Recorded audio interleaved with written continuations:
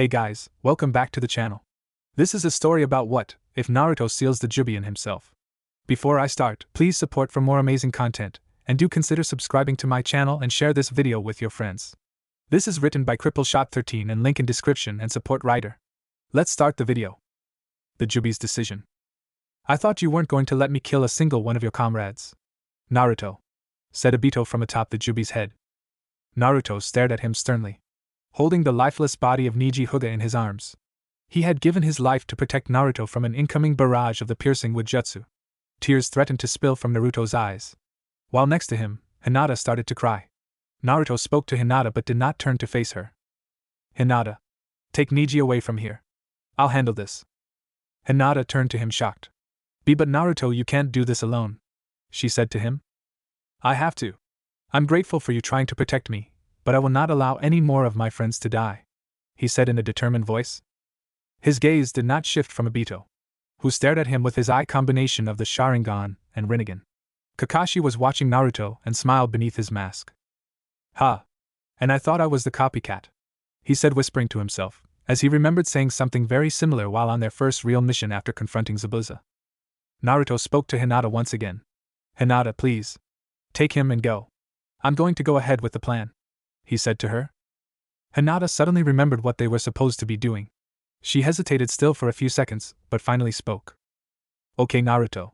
But please, be careful, she told him, while taking Neji and fleeing towards the back of the fight. Naruto slowly stood. He looked from Obito, to Madara, to the Jubi. All right. Time to put the plan into action, he said. Meanwhile, Hinata had successfully brought Neji to the back lines. She located Sakura right away and brought Neji to her. Sakura, is there anything that can be done for him? Hinata asked, her voice cracking from the sadness. Fresh tears had started falling down her face. Sakura looked him over and scanned him with her chakra. Her face turned downcast, and she withdrew her hand and placed it at her side, the green chakra dissipating as she did so. I'm so sorry, Hinta. It's too late. There's nothing that can be done. The attack hit too many vital organs, she said in a sorrowful voice. This caused Hinata to break down. She put her hands to her face and started to sob. Sakura put her hand on her shoulders to console the girl. She looked at her. She felt so sorry for her. But she couldn't lie. It's true. There was nothing she could do for him.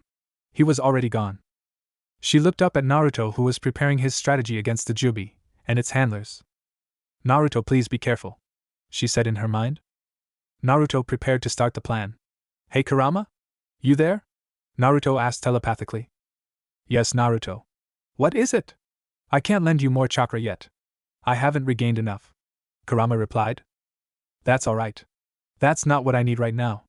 I need you to transport me into the Jubi's mind, like you did with Sun, the Four Tails, Naruto stated. Are you mad? You'll get yourself killed. The Jubi isn't like one of us, Naruto. It has no feelings or emotions of its own. Its sole purpose is to destroy, Kurama said, rejecting his idea. I have to try. The fate of the world rests on this one last plan. It was concocted by Shikaku, Shikamaru's dad. If he had confidence in this plan, then so do I, Naruto retorted. Kurama stayed silent. He understood what Naruto was saying, but he didn't know if they should risk it. Naruto spoke to him again. Please, Kurama, this was his final plan. His final wish for us to save the world. I can't abandon it. Or else it would be like spitting on his good name, Naruto begged. Kurama still didn't reply to Naruto. But Naruto tried again. Kurama, you know I'm the only one who can do this. And so did Shikaku. Somehow, I was able to create a bond with all the other Biju. I got them to trust me. That's why this plan is entirely up to me. That's why I'm the only one capable of pulling this off. If I don't try, it's saying goodbye to all our hopes of winning this war and saving the world, Naruto said, trying to convince the Kyuubi. Kurama stayed silent once more. Until, alright Naruto. I'll do it. But if it gets too dangerous, I'm pulling you out of there. Understood? He commanded. You got it, he agreed. And thank you? And no problem. Don't die on me in there. You can bet I won't, he said, reassuring his partner. Okay. Get ready. I'm sending you in now, Kurama said. Naruto closed his eyes. He heard nothing after a few seconds. No noise or anything. He knew at that point that Kurama had successfully transported him into the Jubi's mind. He slowly opened his eyes. He was stunned at what he saw. There was no ground. He was floating in midair. The surrounding space was nothing but a bunch of dark colors. A dark red, black, purple, gray, all swirling around him in random patterns. The colors were melded together, and it created a dark atmosphere. Naruto opened the telepathic link with the Kyuubi again. "Hey Kurama? Are you still there?" Naruto questioned. There was no response. "Kurama?" Naruto asked, trying to reach him again. There was silence again at first, but then Kurama responded to him. "Yes, Naruto. I'm here. It seems we were successful in getting in," Kurama pointed out. "Yeah, but what's with this place?" he asked. "I told you before. The Jubi is a being of no emotion and destruction. No physical object matters to him. His world is a free space of nothingness," Kurama explained. "That's sad?" Naruto said, his expression falling to a saddened one. "Who are you? How did you get in here?" A dark and menacing voice sounded from behind Naruto, although it did not seem to possess any feeling behind its words. Naruto recovered from his daze and spun around. A dark shadow was towering above him. A bolt of lightning flashed across the void, revealing the form of the Jubi staring down at Naruto with its eye. The combined eye of the Rinnegan and the Sharingan. Naruto was shocked by its appearance, and floated back a little in surprise. But he quickly regained his composure. He stared back up at the Jubi with determination in his eyes. The Jubi then spoke to him again. "I'll ask you again. Who are you?" The Jubi repeated himself. Naruto continued to stare at the Jubi, and then spoke. "My name is Naruto Uzumaki. I am the Jinchuriki of the nine-tailed fox Kurama. He set up a link between your mind and my mind so that I could speak with you," Naruto answered. "And what is it that you want to speak to me about? Be warned. If I do not like your answer, I will kill you," the Jubi threatened, although it did not hold feeling behind its threat either. "I want to ask you why you are causing so much destruction. Why you're letting Obito and Madara Uchiha control you," Naruto said bluntly. "Why am I causing so much destruction?" The Jubi laughed. "Because it is in my nature. As for being controlled, I'm only toying with those two. I could break free at any time now. They may have the power of the Senju, but it isn't enough to contain me. The only reason I don't break free is because I'm enjoying myself crushing the ones who stand against me outside of this world," the Jubi responded, also bluntly. Naruto narrowed his eyes and stared at the Jubi. He didn't speak, only stared. The Jubi got impatient, waiting for him to say something. "Why do you not speak, Naruto Uzumaki?" the Jubi asked. "You're lying," Naruto stated. "What was that?" the Jubi questioned. "I know they are able to control you. If you were able to break free so easily, you would have already done it and attacked them as well by now," Naruto said. The Jubi was silent. He eyed Naruto. He then spoke. "Very perceptive. You're smarter than I gave you credit for," the Jubi complimented. "Yes. It is true. They are able to control me. For the moment. As time goes on, I grow stronger and their control weakens. But what is your point? Speak, Naruto Uzumaki," the Jubi commanded. "My point is, you shouldn't let them control you. I want to help you. But I also want you to stop attacking all those people," Naruto stated, getting straight to the point. "Ha ha ha. You want to help me? Don't make me laugh. Oh wait, too late. Ha ha ha." Jubi roared in laughter at Naruto's comment. "Why in the hell would you want to help me? So you can just attempt to control me as well? I answer to no human. I am a being whose sole purpose to cause destruction. I am only doing what I was meant to do," the Jubi retorted. Naruto was shocked at the Jubi's sudden change in personality. The Jubi noticed this. "Oh come now. Did you honestly think I held no feeling or emotion? I am a being of destruction. I take great pleasure as causing mayhem. Last I checked, taking pleasure in something counted as feeling," the Jubi explained himself. Naruto was still stunned. Kurama had been wrong. The Jubi did have emotion. This surprised Kurama more even than it did Naruto. Still, Naruto regained his composure and answered the Jubi's previous question. "I don't want to control you at all. I feel like none of the Biju should be controlled. You are your own being. It's not right for you to be held captive by another. As for your purpose, I wonder about that." The Jubi stared at Naruto. He seemed confused by his words. "And just what do you mean by you wonder about that? I mean, is that really why you are on this earth?" Naruto asked. The Jubi seemed to be confused even more now. "Get to the point, boy. You try my patience," the Jubi commanded. "You were sealed away by the Sage of Six Paths and then you were split into the nine-tailed beasts. Correct?" The Jubi seemed to be angered by the mention of the sage. "Don't remind me. I have always hated him for that," the Jubi spat. "But that's just the thing. You may have been separated into 9 different forms, but they were still a part of you. They were created from you. Yet, they all were friends with the sage. He treated them like they were their own being, with their own feelings and ideals. He didn't view them as monsters. He only did what he did to you because you were causing so much pain.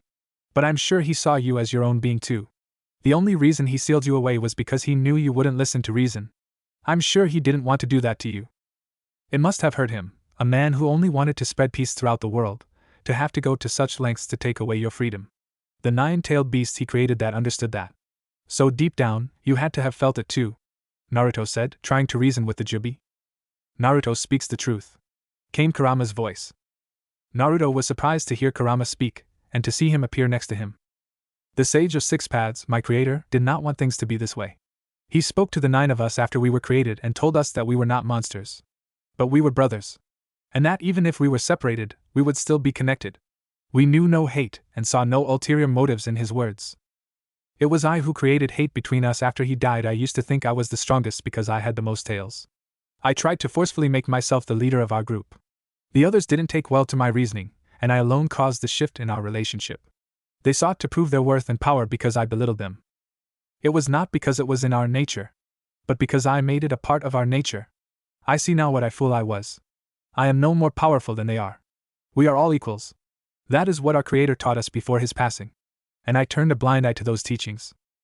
I regret what I have done, and that is why I will do whatever it takes to make up for my past mistakes. Kurama, Naruto said to himself. Naruto smiled at Kurama's words. He really had changed since Naruto first knew him. Hearing what his partner said made Naruto even more confident in his words. Very well.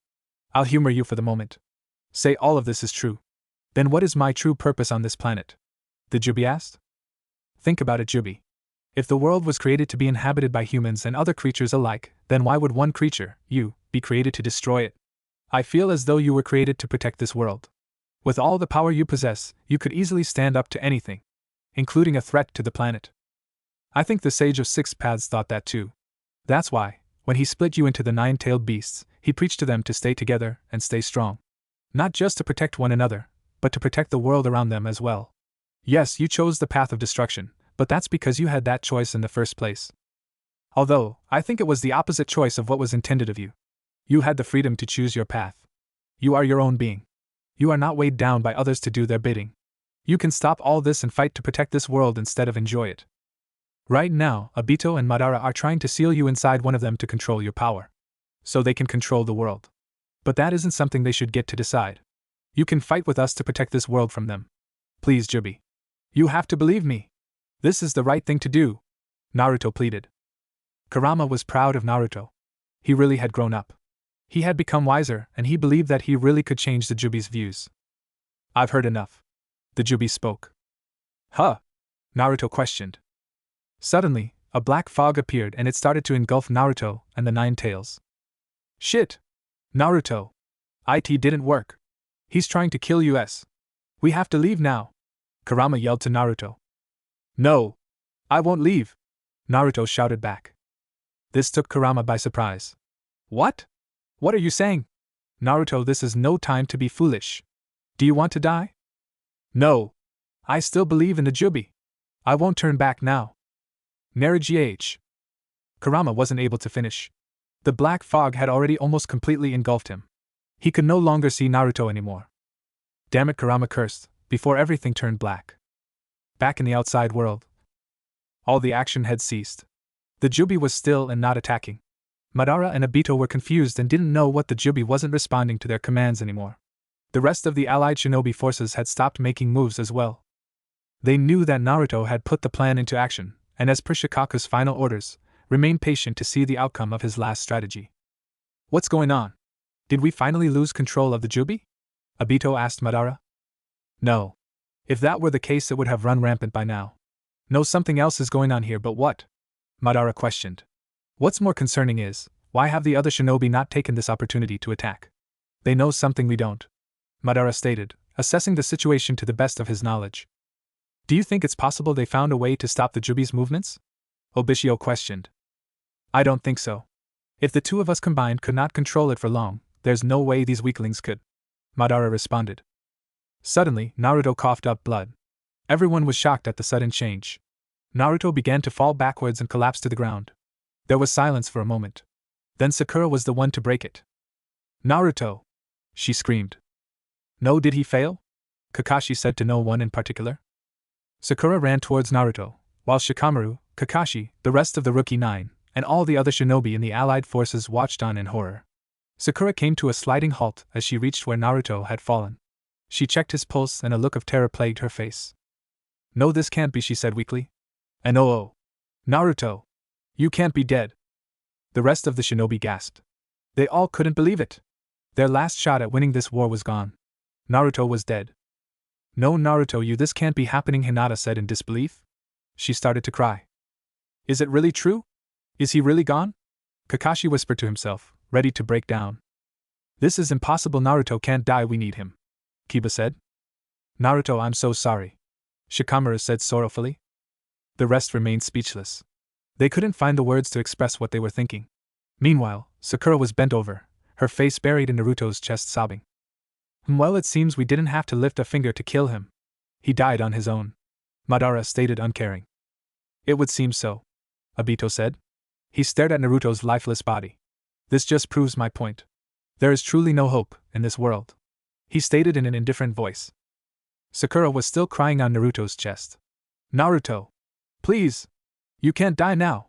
We need you! I need you! She whispered the last part. Flashbacks played through Sakura's mind. She remembered the times when they were genin on Team 7. She remembered all the times she rejected each of Naruto's date requests. How horrible she treated him for trying to interfere with her love for Sasuke. How he was always there when she needed somebody.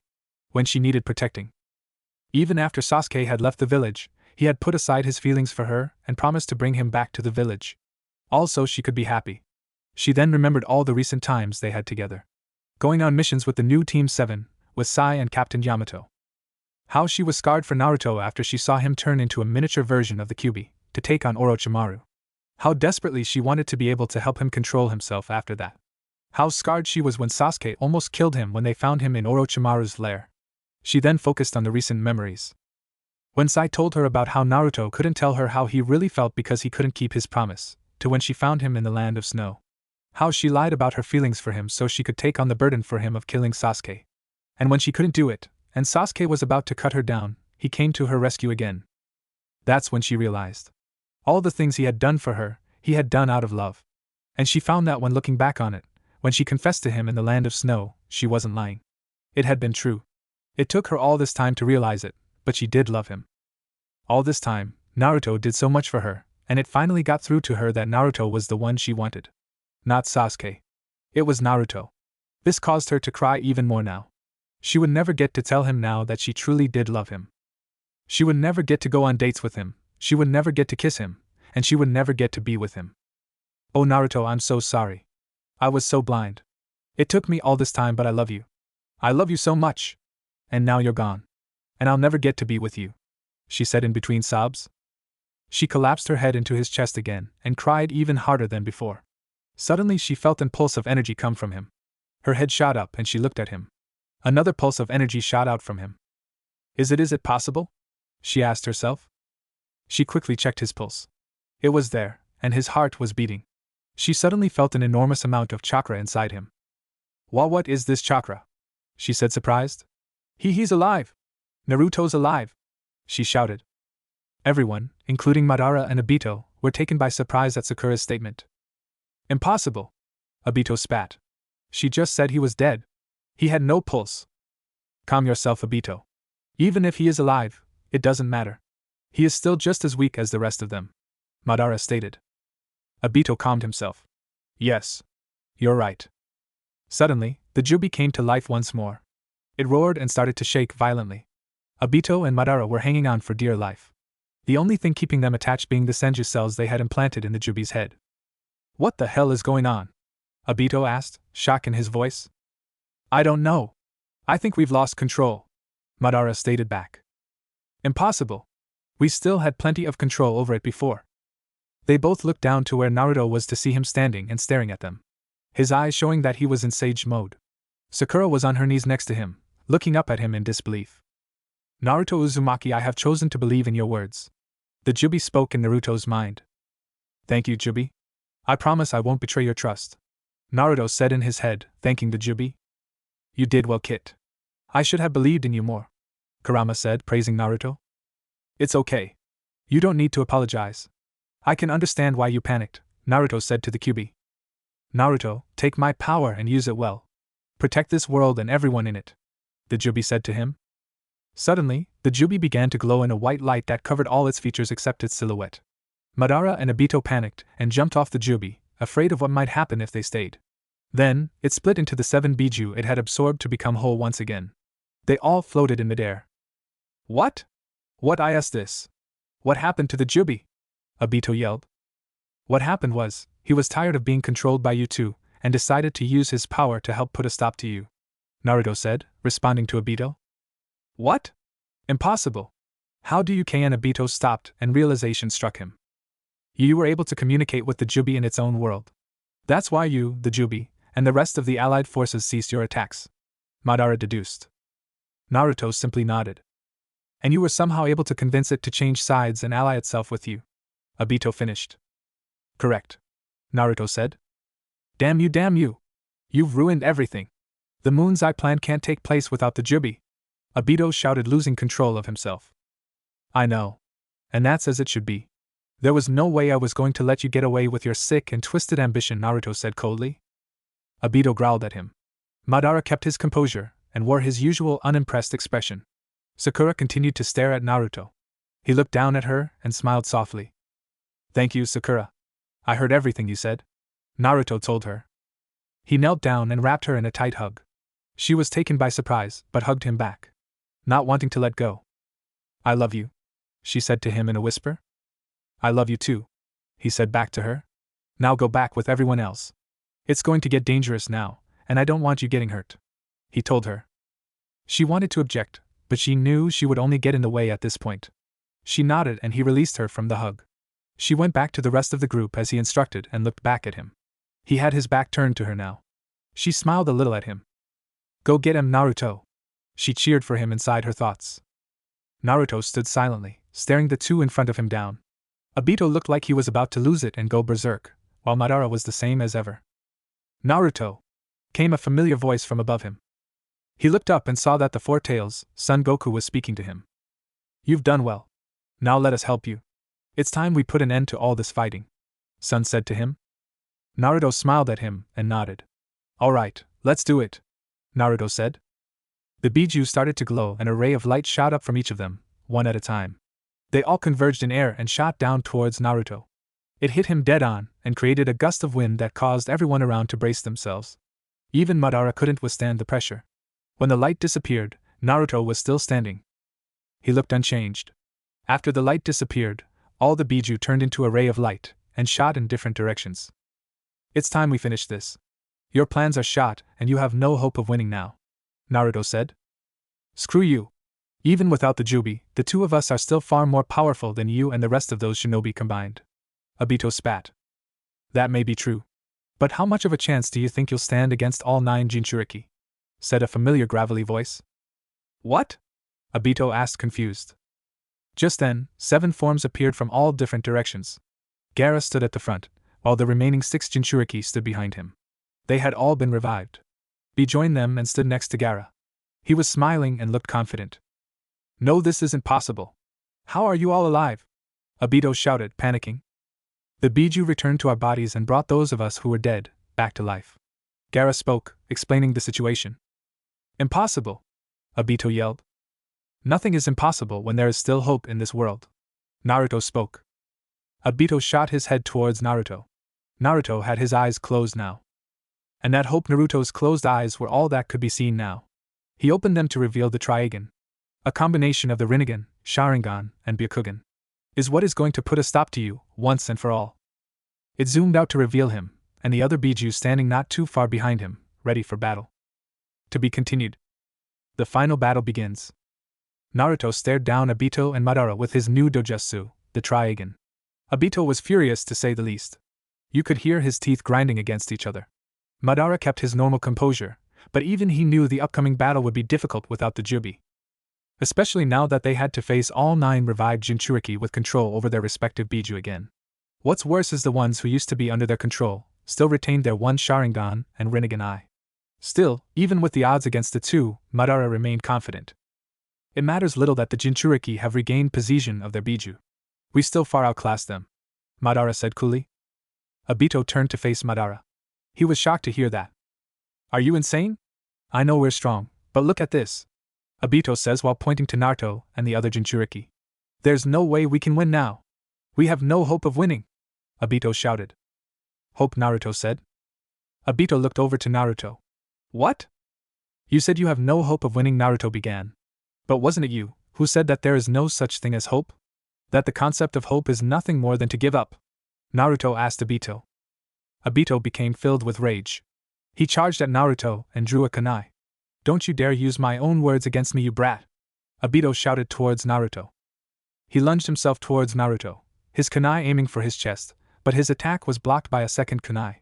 Although, the hand that held the second kunai didn't belong to Naruto. Your fight is not with him, Obito. Obito stared in shock and anger at the one who blocked his attack. Your fight is with me. Kakashi's Sharingan blazed with anger towards its former owner. Damn you, Kakashi! Get out of my way! I have no interest in fighting you right now, Obito said to him. Well, that's too bad. Because you're not getting anywhere near Naruto until you fight me, Kakashi retorted. Obito growled at his former teammate. His eyes filled with hatred towards him. Fine. If you want to die so badly, I'll gladly grant your wish, Obito yelled at him. All right. But if we're going to fight, it's not going to be here. This is between you and me, and I'm not dragging anyone else into this, Kakashi stated. Whatever. I could care less where we fought. Wherever you choose, you'll be choosing your grave site. We'll see about that. Follow me.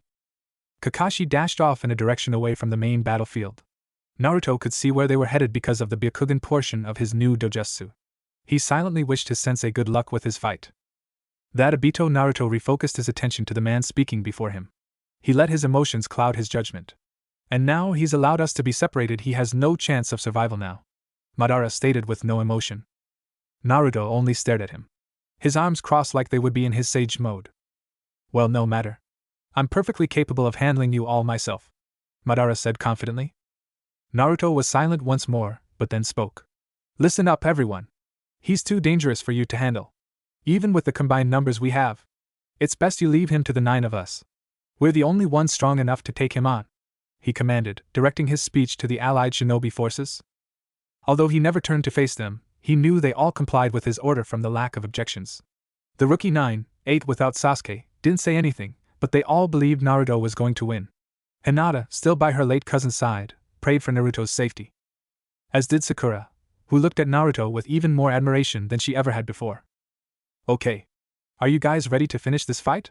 Naruto asked the 8 Jinchuriki standing behind him. Ready. They all said at the same time, except for B, who added fool. Ya fool. To the end of his statement. Gaara, you're the general. Give the order, Naruto stated towards his friend. Gaara nodded. All right, attack, he said forcefully. The 8 Jinchuriki jumped from behind Naruto and flew towards Madara all at once. Naruto stood behind and watched as his fellow Jinchuriki charged his most formidable foe ever. Madara didn't even acknowledge their presence. He was caught in a staring contest with Naruto. The 8 Jinchuriki were closing in on him, ready to strike. This won't be enough, is all Madara said. Meanwhile, Kakashi and Obito were staring each other down. They were a good distance away from the main battlefield now. There was nothing to distract them. That is, until they heard a loud booming sound coming from the direction that Madara and the others were located. Seems like they've already begun, Kakashi said. Obito was silent. He didn't take his eyes off of Kakashi. What? You not in the mood to talk, old friend? Kakashi tried again. I told you before I have nothing to say to you, Obito said coldly. I see, and you have good reason not to. I'm sorry, Kakashi apologized. For what? Obito asked, uninterested in his apology. I promised I would keep her safe. But I didn't. I know. You killed her. I saw it, Obito replied with the same uninterest. Kakashi looked shocked. You saw? But how? Kakashi asked, unable to believe his words. I'm not surprised you don't know. You collapsed as soon as you did away with her. Kakashi seemed to be angered by his comment. You don't understand. I didn't have a choice. You don't know the real reason I had to do it, Kakashi said, his voice fading. Then please. Enlighten me, Obito said. Kakashi stared at the ground for a moment, then lifted his head to face Obito. She was a spy. A spy, you say? Yes, a spy for the Hidden Mist Village, or as it was called back then, the Bloody Mist Village. Please. Continue. Rin and I were on a mission, and we were ambushed by Mist A and BU. Or so I thought. It was actually a trap set up for me. I was supposed to be killed, and Rin was supposed to go back to the Bloody Mist and tell them all of Konoha's secrets that she had learned over the years she had lived there. So what you're telling me is Rin was a traitor, and you were to die that day. Yes, I figured it out when the Mist A and BU leader ordered her to kill me. I thought it was some enemy trick to try and turn us against each other. But when I turned to look at her, she already had a kunai out, ready to attack me, but she couldn't do it. Her arm was shaking and she looked torn. She was crying. She shook her head and said she couldn't. She couldn't bring herself to kill me. The leader of the ANBU ordered her again to do it. But she didn't. Still, she knew then that she couldn't be allowed to live. She knew that even if she didn't kill me, and we somehow managed to get out of there alive, the Leaf Village would kill her on the sole reason of her being a spy in the first place. Obito was silent this time, so Kakashi continued. She asked me to kill her instead. My mind was still reeling from everything I had just learned. But I snapped out of it when she asked me again. I was hesitant at first, but I knew her fate. She didn't want to go back, but she knew she would die either way. So I killed her and put an end to it. I assume that's where you came in. I guess so. So, do you still hate me for what I did? Hate you? No. I'm grateful. Kakashi was shocked at his words. You're what? I'm grateful I now know the truth. And that she didn't kill you. Obito. Because now I can kill you myself. Obito shouted, his demeanor changing from calm to enraged. What? Kakashi yelled, unable to believe Obito's reaction. Please. Do you expect me to believe a lie like that? You shouldn't have spent more time on your cover story, Kakashi. Obito spat. What? Lies? Obito, I'm telling you the truth. Why would I lie about something like that? Don't play dumb. You obviously did it because you wanted the Mangekyo Sharingan. That's the only real reason I can think of. Don't be stupid, Obito. I didn't even know about the Mangekyo Sharingan at that time. But it was too late. Obito had lost all sense of reasoning. He charged at Kakashi. He tried to grab him so he could suck him into his alternate world, but Kakashi countered by throwing a kunai at his head before he could reach him. Needing to avoid being hit, Obito had to make himself phase through it, in turn, phasing through Kakashi as well. The moment he was behind him, he drew a kunai and tried to spin around and drill it into Kakashi's back. But Kakashi was able to spin around and block it with another kunai. They both jumped back and stared each other down. I can't afford to waste chakra. If I use any techniques, he'll just pass right through them. I need to save them for when I have an opening I can exploit. For now, it'll have to be strictly hand-to-hand. Kakashi thought to himself. He thought for another moment. Obito's form has gotten sloppy though. He's blinded by rage and it's affecting his judgment as he fights. Maybe if I time it right, I can pierce him with my lightning blade. Kakashi's thoughts were interrupted as Obito began his next attack. He shot out 4 spears of wood from his right arm. Kakashi reacted quickly and went through a series of hand seals. Fire style, fireball justu! Kakashi yelled, as he blew a giant fireball from his mouth. The fireball burned all of the spears to ash. When the fire dissipated, Obito was gone. Kakashi looked around waringly, keeping the Sharingan moving as much as possible in hopes of catching even the slightest movement from him. Obito appeared from his other dimension, behind a boulder in the area. He was planning his next strike while Kakashi was taking his time looking for him. Obito stuck his arm into the ground and started to form another wood technique. Kakashi couldn't seem to pick up any trace of him. Suddenly, the ground beneath him began to shake. Got you now, Obito said from his hiding spot. Large wooden pillars shot out from the ground and surrounded Kakashi. There was nowhere for him to run. Shit! He got me! Kakashi cursed. Obito appeared by the wooden pillars. You got careless, Kakashi. And now it will cost you your life. And as a prize for killing you, I think I'll take my eye back, he said nonchalantly. Obito, for the last time. I'm telling you the truth. It doesn't have to be like this, Kakashi said, trying to reason with him. Oh yes it does, Obito said. He put his hands together, and wooden spears came out of the pillars and impaled Kakashi from all directions. Obito smirked at the sound of his former friend being stabbed to death by his attack. He let his hands fall to his sides and the wooden pillars began to sink back into the ground. He saw Kakashi's lifeless body lying on the ground in front of him. But something seemed wrong. There was no blood. Then it hit him. A clone? The clone began to turn to mud and sink into the ground as well. Obito looked furious that he was so easily fooled by a simple trick. He looked around for the real Kakashi. Suddenly, he heard the sound of birds chirping above him. He looked up to see Kakashi flying straight down towards him with his lightning blade streaking behind him. Obito just stood there, waiting for Kakashi to attack. Kakashi thrust his hand forwards and right through Obito. Literally. Obito used his ability to phase through the attack and stepped back. Kakashi's hand had hit the ground and got stuck in it. He tried pulling it out, but to no avail. No! Damn it! Kakashi yelled, still trying to pull his hand out of the ground. Humph. How foolish. You should know a frontal assault won't work on me. Obito taunted as he walked over to Kakashi. Kakashi looked scared and frantically tried to pull his hand out even more now. But it wouldn't budge. Your foolishness will cost you your life, Obito said. Obito slowly reached his hand out to grab Kakashi. Kakashi could only look on in fear as Obito took hold of his shoulder. It's over now, Obito told him. You're right. It is, Kakashi said back. A hand filled with lightning chakra burst from the ground and along with it came another Kakashi. Obito had no time to react as he was impaled from behind by Kakashi. His hand sticking out from Obito's chest, while the lightning still chirped. The Kakashi Obito had his hand on disappeared in a poof of smoke. Obito coughed up blood. Damn you, Kakashi, Obito said weakly. Kakashi could be seen from behind Obito, crying. Meanwhile, back on the main battlefield, the Jinchuriki and Madara were locked in battle. Madara was on the defensive. Although, he didn't seem to be worried. Gaara and B were leading the assault. Gaara's sand was chasing after him, while B turned his arm into tentacles to try and capture Madara. As Madara was jumping back Yujito, the two-tails Jinchuriki charged him from behind. She extended her nails into long claws. She attempted to swipe at him, but he was able to plant his feet and vault into the air, avoiding her strike. He looked up to see Rashi, the four-tails Jinchuriki performing a set of hand signs. Rashi then spit multiple lava balls towards Madara. Madara sped through his own hand signs and blew multiple dragon-shaped fireballs to counter the lava balls. Normally, a lava ball would overtake a fireball, but due to Madara's immense strength, they cancelled each other out. Pathetic, Madara stated towards Rashi's effort. However, Madara did not expect Rashi to attack him head-on. Rashi had cloaked himself in his lava armor and caught Madara off guard as he punched him in the stomach, plummeting him back down to the ground. Madara crashed hard into the ground and left a small crater where he landed.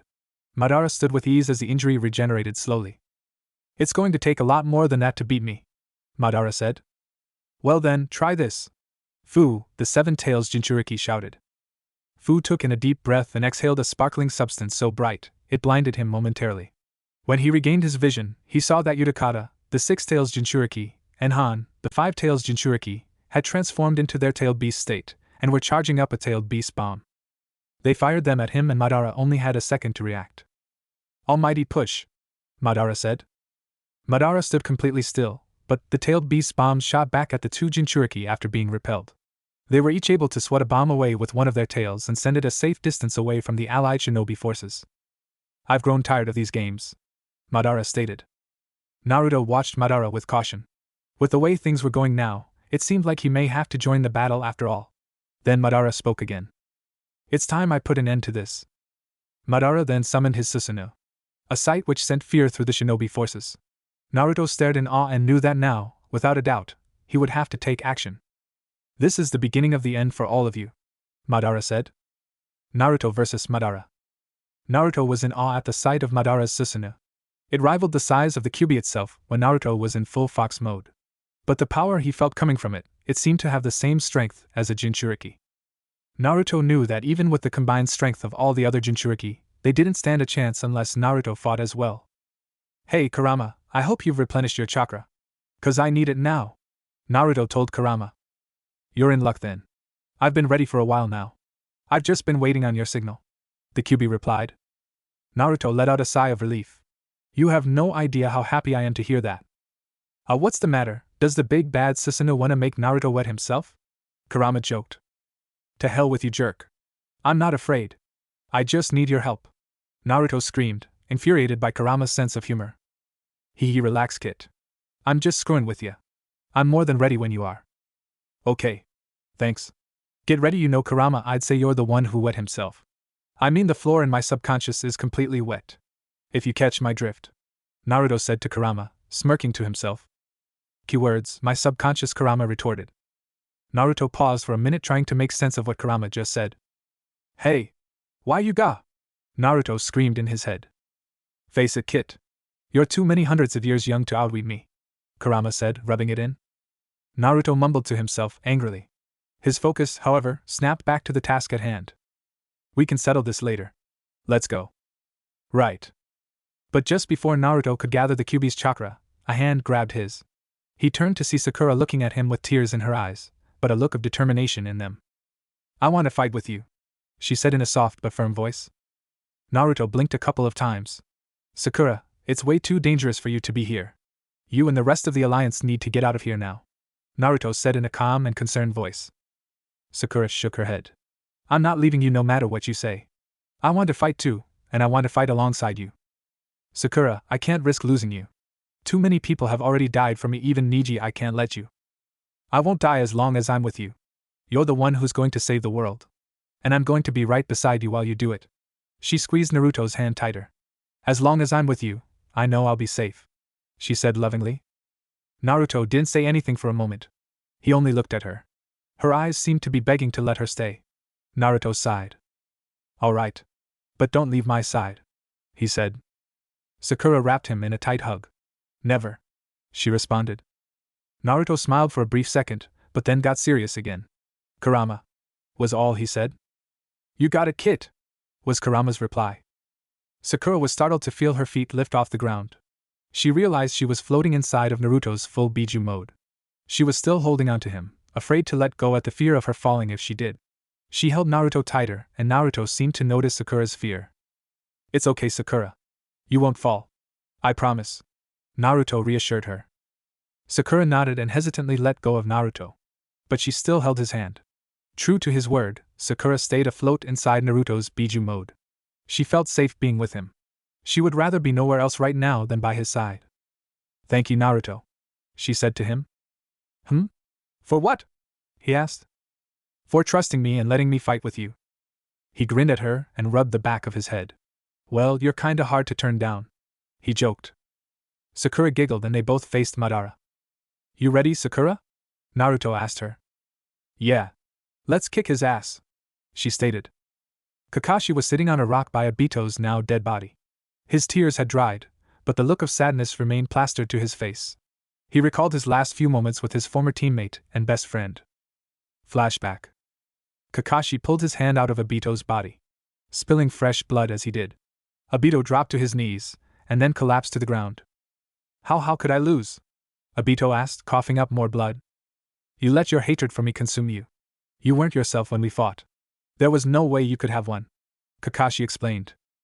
How that's just like you. Acting all high and mighty. Tell me something, Kakashi. Anything, old friend. Were you really telling the truth? Was Rin really a spy? Obito managed to ask. I would never lie to you about something like that when it came to her, is all Kakashi said in response. I see, and she really asked you to kill her? He asked once more. Yes. She would rather it have been by my hands than at the hands of the village. This way she could at least die as a ninja of the Hidden Leaf, instead of as a traitor to the village she had grown to love. Obito remained silent for a while, trying to take in the information and the reality about the girl he loved. I'm sorry, Kakashi, he finally said. I'm sorry I didn't believe you. I should have known you never would have done that without a good reason. It must have been heartbreaking for you to have done that. Because of this I inflicted pain upon the world to ease my own. Now I realize how foolish I was. Obito. Listen to me, Madara must be stopped. If he isn't, then I'll never be able to relieve the guilt I feel for all that I've done. We will stop him. I promise. Thank you? His weakness is his eyes. You have to take them out of the picture. They are his greatest strength, but also his greatest weakness. Really? But how do you know this? After the incident when you thought I had died, Madara saved me. He was old and only surviving off of a life support source. He infused my body with Hiroshima cells and was able to reconstruct the part of it that was crushed. He coughed up blood, but continued. When you live with someone for that many years you tend to notice these kinds of things. So please, he coughed again. Stop him. Don't let him destroy this world you all strive to protect. Obito said, his voice becoming more strained as he neared his end. I see now, thank you, Obito. I won't let your last wish be for nothing. Goodbye, my friend, Kakashi said, as fresh tears started to fall from his eyes. Obito smiled. He knew he could count on Kakashi. He mentally thanked him once more. He let out a long sigh as everything went black, and he passed on. End flashback. Kakashi stared at his friend's body. A new determination flowing through him.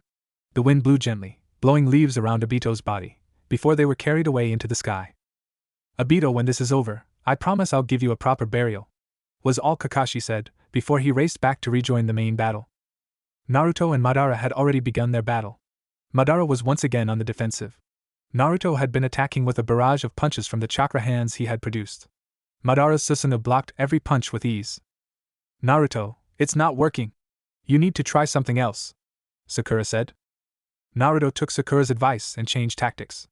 Instead of punching it, he used 2 chakra hands to grab Susanoo and hold it in place. Madara wasn't expecting this. Taking this moment as the best opportunity, Naruto charged up a tailed beast bomb. Sakura, hold on tight to me. The recoil's gonna be a little rough, Naruto told her. She did as she was told and held on to Naruto as tight as she could. Susanoo tried to break free from Naruto's grasp, but the more it struggled, the more hands grabbed it. Damn this pest, Madara cursed in his usual demeanor. The bomb was fully charged and all of a sudden, Susanoo and Madara were being yanked towards the Kurama look-alike. Alright, fire, Naruto yelled. As soon as Madara and Susanoo were a few feet away, the bomb was let loose and impacted. Naruto had released his grip on Susanoo and jumped back to avoid the aftermath of the attack. Just as Naruto predicted, the recoil caused a massive shockwave and Sakura was almost blown away if it weren't for her strong grip on Naruto. They landed a good distance away from where Madara was and watched as the smoke started to clear. Did we do it? Sakura asked. It's gonna take a lot more than that to bring him down, Sakura, Naruto said. Yes, it will. Look there, Kurama pointed out. The smoke cleared to reveal a slightly injured Susanoo. Some of it had reverted to its skeleton-like state. It was shielding Madara with its body to protect him from the blast. I must say, that attack packed quite a punch, Madara said from behind Susanoo.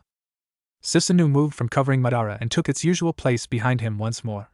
He was unscathed thanks to its protection. To be able to damage my Susanoo to that extent is no easy task. I commend you, he continued to say. However, it will take a lot more than that to bring my Susanoo down. Especially if you want to get to me. Naruto cursed under his breath. He knew that he couldn't keep his Biju mode active for that long. So far, he could only keep it up for 8 minutes. He and Kurama would need to establish a better connection with each other first in order to lengthen that time. But with the way things were right now, that would be difficult. He suddenly felt a hand on his shoulder. He looked over to Sakura, who was smiling warmly at him. Don't give up. You'll find a way. You always do. As long as I'm here with you, you have my strength, she told him. Sakura, he stared at her for a moment, and then smiled. Thank you? He placed his hand on the hand that was on his shoulder. As long as you're here, I know we will win, he said to her. You two done yet? I can't fight if you two make me sick with your lovey-dovey crap, Kurama interrupted. Sakura blushed heavily and had an embarrassed look on her face, while Naruto looked completely livid. Shut up, you ass! We're trying to have a moment here, Naruto said to his partner. Naruto, it's okay, Sakura said, laughing nervously. You can have all the moments you want after we win this war. Until then, stay focused or else we're all gonna die, Kurama said nonchalantly. Alright, I get it, Naruto said, pouting. Sakura giggled at his childish act. That's something she knew would never change. Even when his life was on the line in an important battle like this. It made her feel safe, because it showed Naruto had confidence that they were going to win. And she believed they would no matter what. Okay. Let's go, Sakura. Kurama, Naruto said. Right. Sakura shouted. Right. Kurama shouted next. Don't think I'm going to let you keep doing as you want, Madara interrupted. Naruto and Sakura refocused their attention on Madara. Their look was serious, as if their previous conversation never happened. Don't get too overconfident just because you were able to damage my Susanoo. You aren't the first one to do so. And even he didn't have an easy time defeating it, Madara explained. He? Who's he? Naruto questioned. The first Hokage, of course, Madara replied.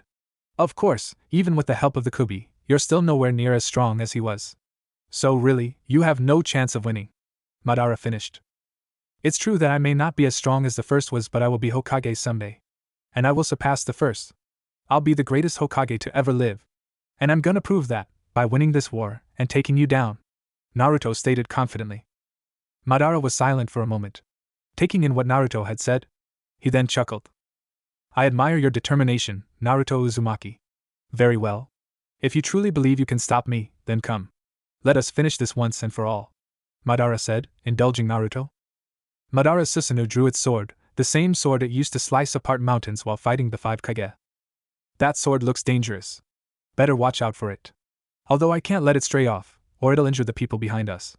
Naruto thought to himself. Yes. Don't take it lightly. That sword has the power to slice even mountains in a single strike. We can't handle too many hits from that thing, Kurama added. So what do we do then? We can't let the allied forces get hurt. But if we take a direct hit from that thing, we might not survive, Naruto said concerned. It may seem troublesome, but nothing is impossible. You of all people have taught me that. We will find a way to win. Just as you said? After all, you never go back on your word, Kurama said reassuringly. Naruto smiled at Kurama's words. He was right. He always kept his promises, and he didn't intend to stop now. Prepare yourselves, Madara said.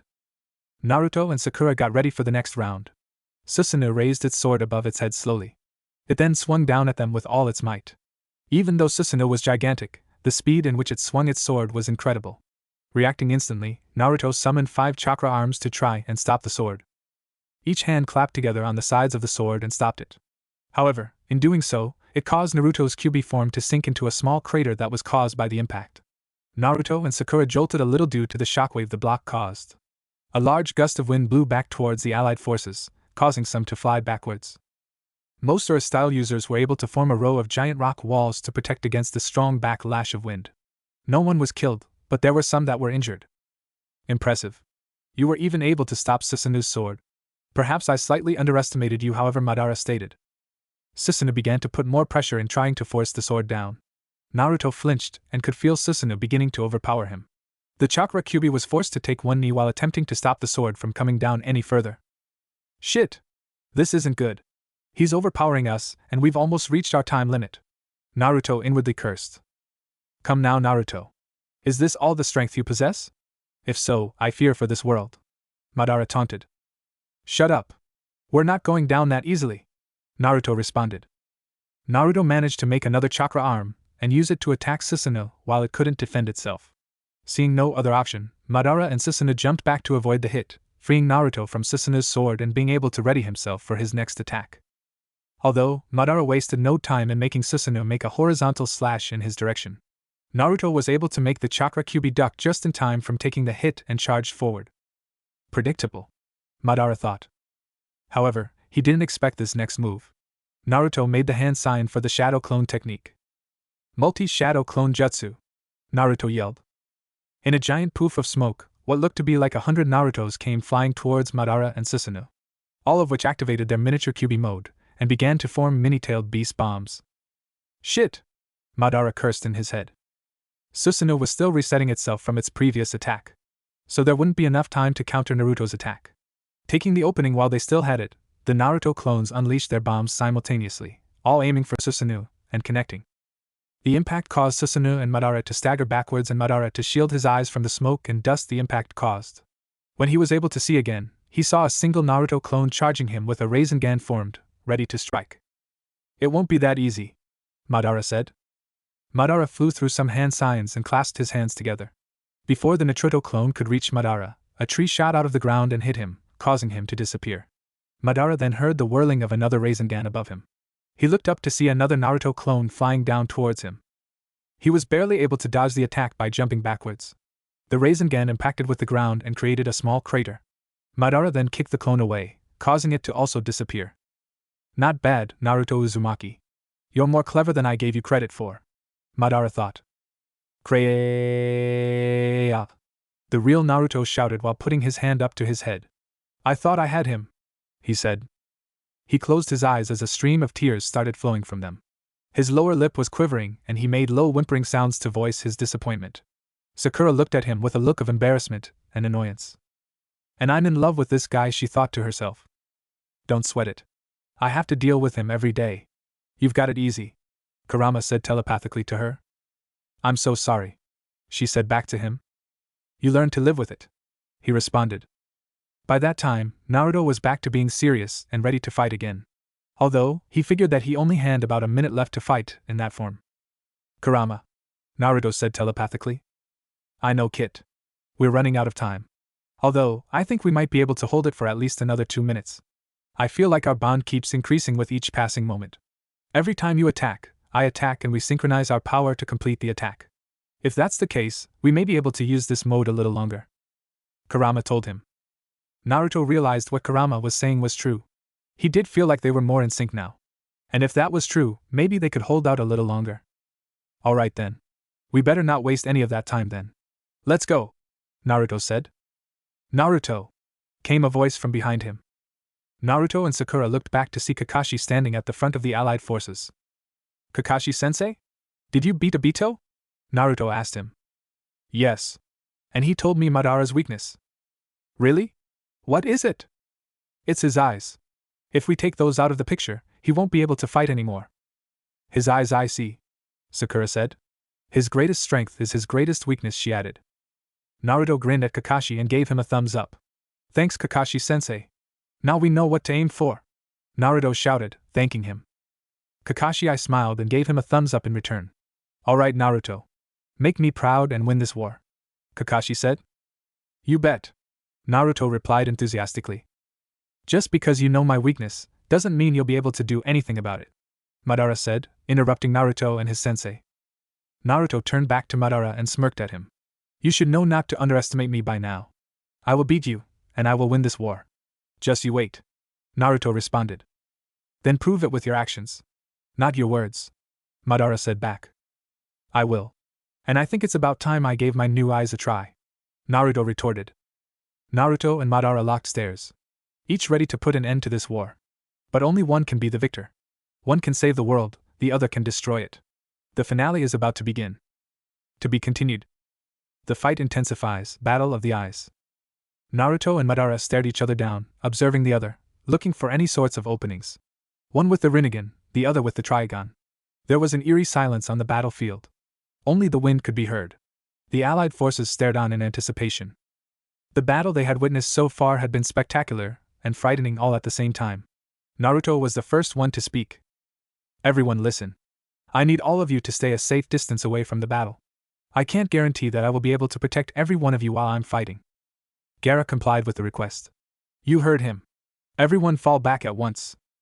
The allied forces began withdrawing to a safe distance at the orders of their general, each thinking a similar thought. For Naruto to do his best and end the war. Naruto felt relieved seeing that they had withdrawn, although his focus never left Madara. He was able to see them through his Byakugan portion of his eyes. Even if they retreat, it is only a matter of time before I destroy them as well, Madara commented. Not gonna happen, Naruto calmly retorted. We shall see. You may have these new eyes, but do you have the skill to use them properly? Madara asked. I guess we'll find out, won't we? Naruto asked back. Indeed. Very well. Let's end this, shall we? I'm ready when you are. Naruto and Sakura stared at Madara for another few seconds. Then Naruto brought forth 4 chakra arms that shot towards Madara's Susanoo. Madara didn't seem to be worried. And with good reason. His Susanoo dodged all 4 arms and cut each of them. Damn it! It looks like it's found out how to dodge them. Naruto cursed. What do we do now, Naruto? Sakura asked. Don't worry. I'll figure something out, he reassured her. I'm afraid I won't give you the time to, Madara said. He charged at them and his Susanoo followed. Naruto didn't flinch. He kept his cool and watched for an opening. Madara was within striking distance when something caught his eye. Whom is he trying to use? Madara questioned. Black flames started to form around Susanoo and Madara's suspicions were dead on.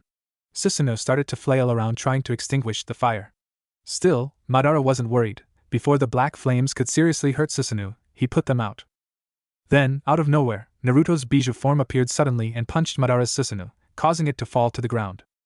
That was just the opening I needed, Naruto thought to himself. Nice work, Naruto, Sakura said. Thanks, but it won't be that easy. I gotta keep up the pressure, Naruto replied. Well, whatever you're gonna do, I suggest you do it soon.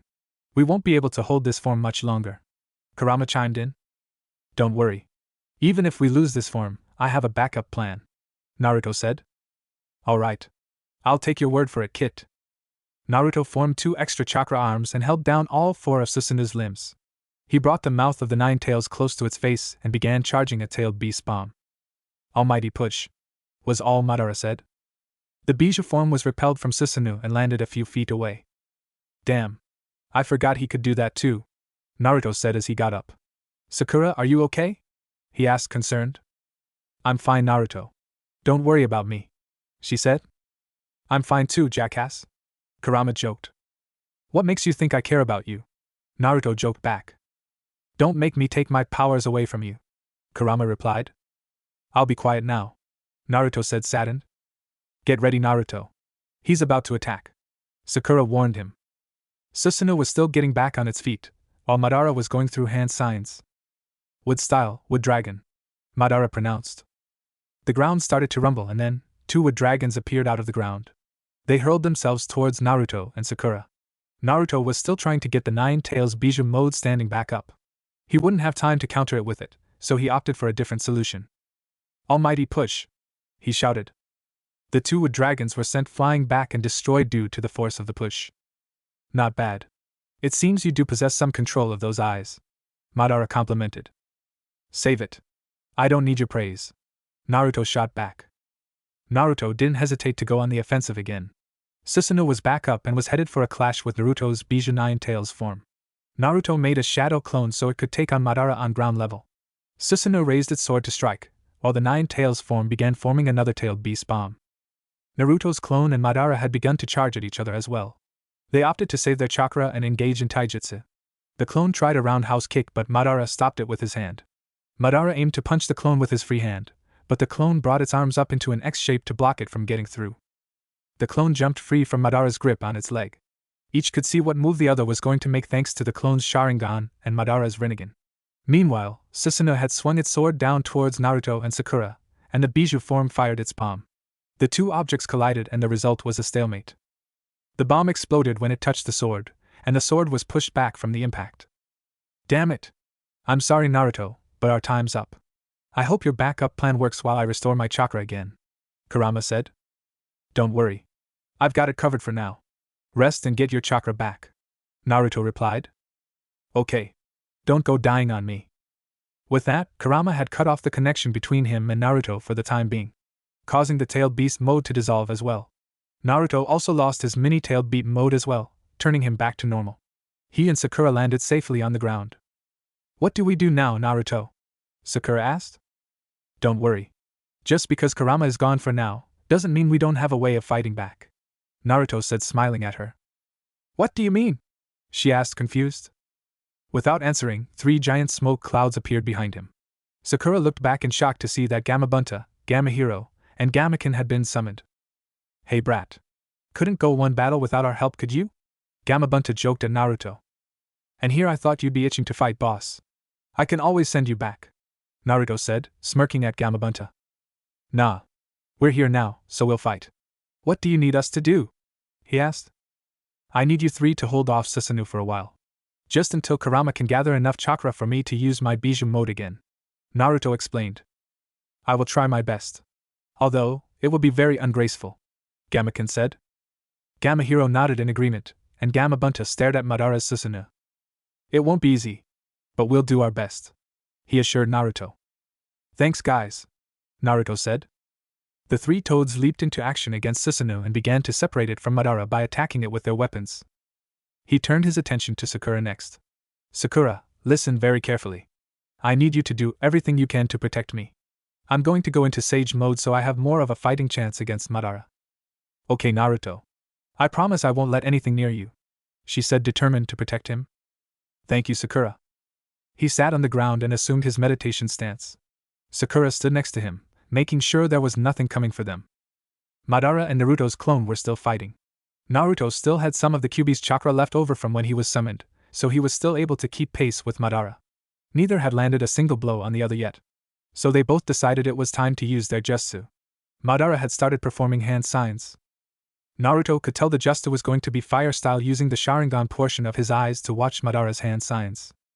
Fire style, Grand Fireball Jutsu, Madara said, as he blew a giant fireball from his mouth. Naruto's clone used Amaterasu to counter the fireball, and the two fire sources collided.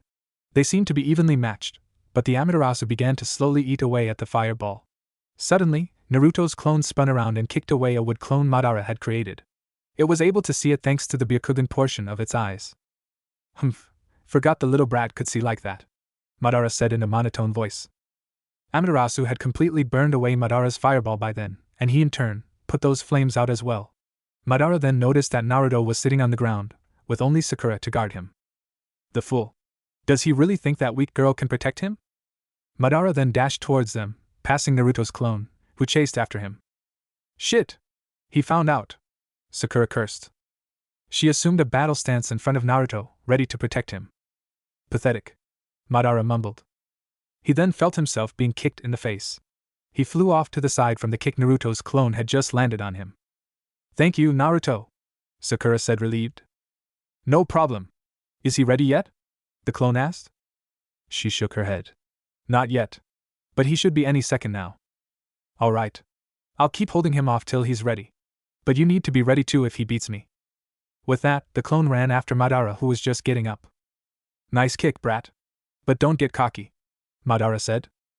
Naruto's clone just kept rushing Madara. Then, it seemed to grow 2 extra arms. Madara was momentarily shocked at this change as the clone removed one of its hands and began shooting missiles at him. Madara had to jump backwards to avoid being hit. While distracted, the clone formed a cannon from its other arm and fired a powerful chakra blast at him. Madara had to think fast and used the power of absorption the Rinnegan provided him to prevent him from taking a direct hit. Madara observed the clone carefully after absorbing the blast and smiled. It seems you've used up the last of your Bijuu chakra. Madara was right. The Naruto clone was now panting and reverting back to a normal clone. It reverted from its Azura path knowing that Madara would only absorb any chakra blasts he fired at him. You may wield those eyes well, but without your Bijuu mode, you're weak, Madara coldly stated. The clone put up a defensive stance, but it was no use. Madara quickly dashed towards him with blinding speed and landed a punch to its gut. The clone let out a painful gasp and was sent flying forward. It disappeared within seconds of being launched. Now then, Madara said as he turned himself to face Naruto and Sakura. Will you be fighting me yourself this time? He asked Naruto. Sakura was glaring daggers at Madara, but he was unfazed. His attention was directed at the boy standing next to her. He stood there with his arms crossed and the outer portion of his eyes turned orange. His pupils had elongated, indicating he had achieved Sage mode. I wouldn't have it any other way, Naruto said back. Meanwhile, Madara's Susanoo and the 3 giant toads were engaged in a fierce fight. Although, even while outnumbered, Susanoo seemed to be in control of the battle. Gamabunta leapt into the air preparing for a downward slash on Susanoo. It was distracted only for a split second, but realized that he was a diversion and anticipated Gamahiro's sneak attack from behind it. Susanoo spun around in time to block Gamahiro's twin sword slash with its own sword. Gamabunta took this as an opportunity to strike. He brought his giant knife down to slash it, but Susanoo brought out its other 2 arms and caught the blade in its palms by the sides of it. This left its back wide open and Gamaken took a swing at it. However, Susanoo twisted Gamabunta's blade and tossed him to the side, and kicked Gamahiro away and was able to dodge the attack. The 3 toads had Susanoo surrounded in a triangular formation, but were obviously tired. Damn it! Does this guy have any weaknesses or what? We can't tough him, Gamabunta said frustrated. I'm sorry. Because I am ungraceful, I was not able to land that last attack. Gamaken apologized. Well, we can't give up. Naruto is counting on us. We can't allow Susanoo to remerge with Madara, Gamahiro said, determined not to let Naruto down. You're right. We weren't much help in his battle against Pain. That bastard knocked all 3 of us out in one move. I'm not going down so easily this time, Gamabunta said with new resolve. Gamabunta then built up for his attack. He sucked in a lot of air and held it in for a few seconds. Water bullet! He shouted. He hit his belly repeatedly, sending giant water bullets towards Susanoo. It cut every single one with its sword, but Gamabunta wasn't finished. He jumped straight towards Susanoo, ready to stab it. The other 2 toads joined the rush and prepared for their own attack. With no way to block all 3 strikes at the same time, Susanoo grasped its sword tightly with both hands and spun around in a circular motion with its blade outstretched. The 3 toads had no choice but to block. Gamabunta held his knife to the side of him to prevent himself from being cut and jumped back. Gamaken blocked the strike with his shield and staggered backwards a bit. Gamahiro was able to block with both his swords and stand his ground. He then took the opportunity to make a counterattack. He pushed Susanoo's sword to the side, causing it to lose its balance momentarily, and aimed for its chest area with one of his swords. It was a direct hit, but because Susanoo had a sturdy defense, it only made a small cut. You've gotta be kidding me. That was a perfect hit. Is it really that durable? Gamabunta asked, surprised. Susanoo seemed unfazed for the most part, and regained its balance. It aimed another strike at Gamahiro, who jumped to the side to avoid the attack.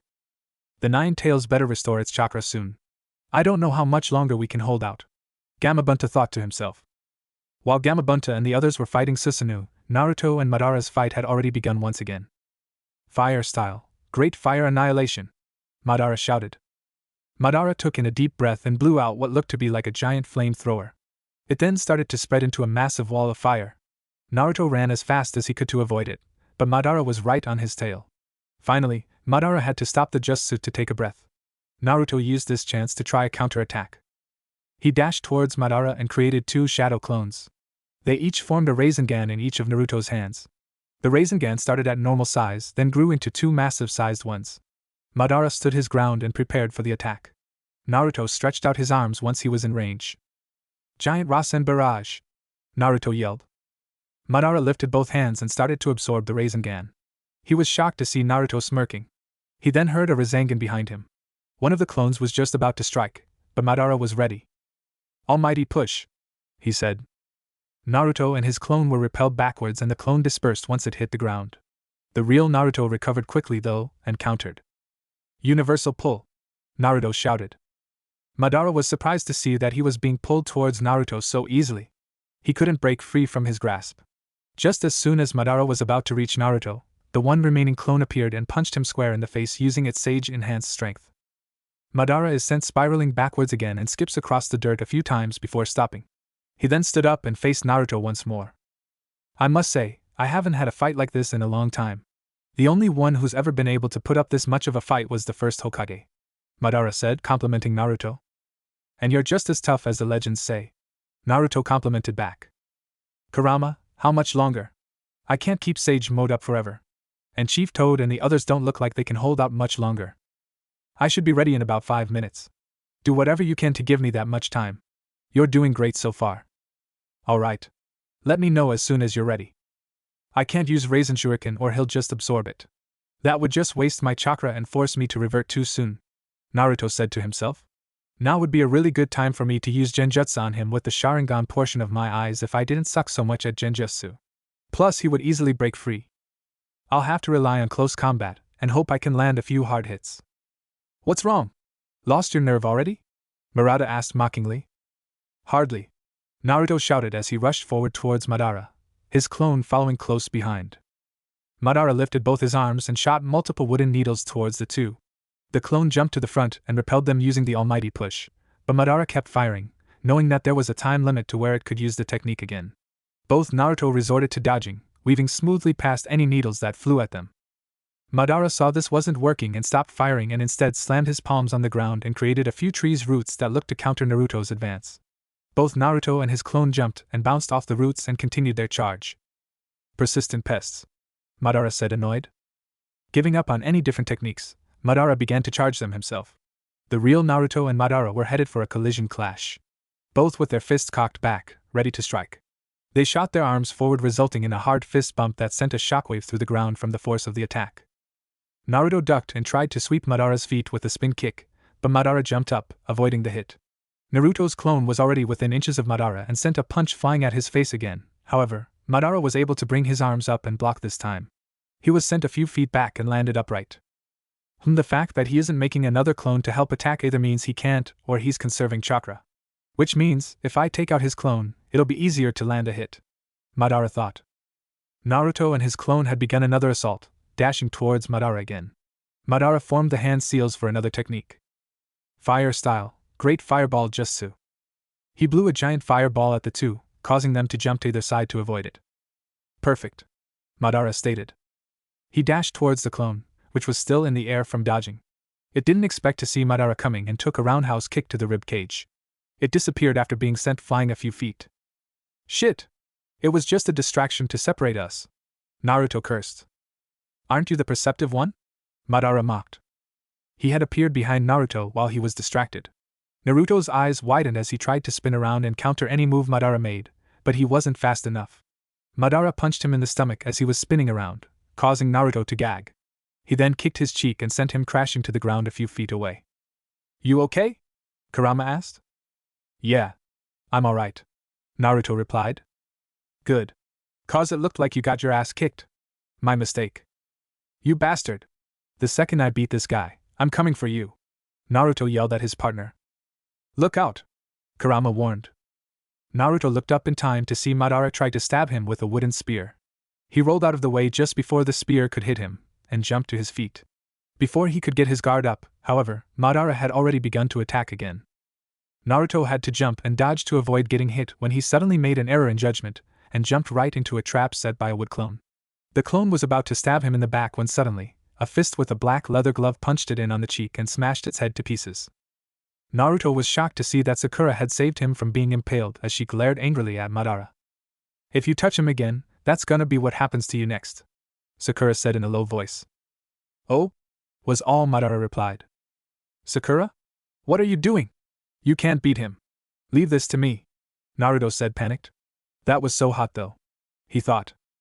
I heard that, Kurama chimed in. Not a word out of you, Naruto hissed. If you say so. I guess you don't want to hear that I'm ready to help out again. Actually, that's the best news I've heard in a while. I thought you might like to hear that. But Sakura won't last long in a battle like this. Naruto, you need to give her some of my chakra. But why? I'm about to activate Bijou mode. She won't need it. You're still naive boy. Can't you tell that she wants to fight this battle alongside you? You two are teammates. One of the best pairs I've seen in all my days. But more than that, she loves you, and wants to help you with all her strength. Now transfer my chakra to her now. Naruto thought on Kurama's words for a few seconds. He smiled realizing he was right. Sakura has always been his teammate, and they work so well together. Words that Itachi told him not that long ago began to flood his mind. Flashback. You once said it was everyone who cares about you who helped you get where you are now. If you forget others because you now have power, and become arrogant and egotistical, you'll eventually become just like Madara, Itachi explained. Naruto was taken aback by Itachi's words, yet he remained silent and listened. No matter how powerful you become, do not try to shoulder everything alone. If you do, you will surely fail. Naruto paid close attention to everything Itachi was telling him. Everything he had said so far had been true. Never forget your friends. End flashback. Itachi, you're right, Naruto thought to himself. He began to reach his hand over to Sakura. I can't do it alone. My friends, they've been with me every step of the way, but most importantly. Naruto placed his hand on Sakura's shoulder. Sakura has always been the one constantly by my side supporting me, so I promise I will never forget the sacrifices she or anyone else has ever made for me. Sakura was suddenly surrounded by a cloak of Kurama's chakra and was taken aback by the sudden change and power surge she felt course through her. The cloak took on a form similar to Naruto's version 1 form, only without the tail. She stared at Naruto wide-eyed, wondering what he did. Naruto looked down at her and smiled lovingly at her. I've shared some of Kurama's power with you. I'm entrusting you with helping me take Madara down. I can't do this alone. I need you, Naruto said warmly. At first, Sakura didn't know what to think, but then she smiled back at him. I won't let you down. Now let's win this war, together, she stated boldly. Naruto refocused his attention back at Madara. Right, he shouted. He made his signature hand sign. Shadow Clone Jutsu. 3 clones appeared in a poof of smoke, all focusing on Madara. Then, each clone activated their tailed beast mode at the same time. Sakura, I'm leading these 3 with you to fight Madara. I'm going to go help Chief Toad with Madara's Susanoo, Naruto explained. Got it. Leave things here to us, she said, reassuring him. Naruto nodded and turned around and saw the 3 toads struggling to hold Susanoo off. Let's do this, Kurama, Naruto said to his partner. You got it, Kurama replied. Naruto activated his tailed beast mode and performed the replica of Kurama. He jumped high into the air and started forming a tailed beast bomb. Chief! Get out of the way! Naruto yelled. Gamabunta looked up to see the Kurama replica getting ready to fire the bomb. Guys, get out of the way! Gamabunta instructed the other 2 toads. All 3 toads jumped back as far as they could to avoid the blast. Susanoo looked up at Naruto at the last moment before he fired the bomb straight at it. It hit Susanoo with a force strong enough to level an entire countryside. The shockwave created from the impact was so powerful, it caused the 3 toads, who were still in the air from dodging, to be blown back a ways. All 3 landed a good distance away from the site, trying to recover from their fall. You guys okay? Naruto yelled concerned. I'm fine, brat. But give us more of a warning next time, Gamabunta shouted back. I'll be alright. Just need a minute to get back on my feet, Gamahiro added. I am ungraceful, but I am still alright, Gamaken said last. Naruto sighed in relief that the three were unharmed. However, he had to react fast as the blade of Susanoo was headed straight for him. He grew 2 extra chakra arms to help stop the sword's advance before it could pierce him. What the hell? Naruto thought out loud. The smoke cleared around Susanoo where it had taken the hit from the bomb to reveal that it was badly damaged. Many parts were reverting back to its bone state, but it still had the strength to fight. How the hell can that thing still be standing after that? Naruto yelled. Meanwhile, Sakura and the 3 Naruto clones had yet to begin their fight with Madara. They silently stared each other down until Madara spoke up.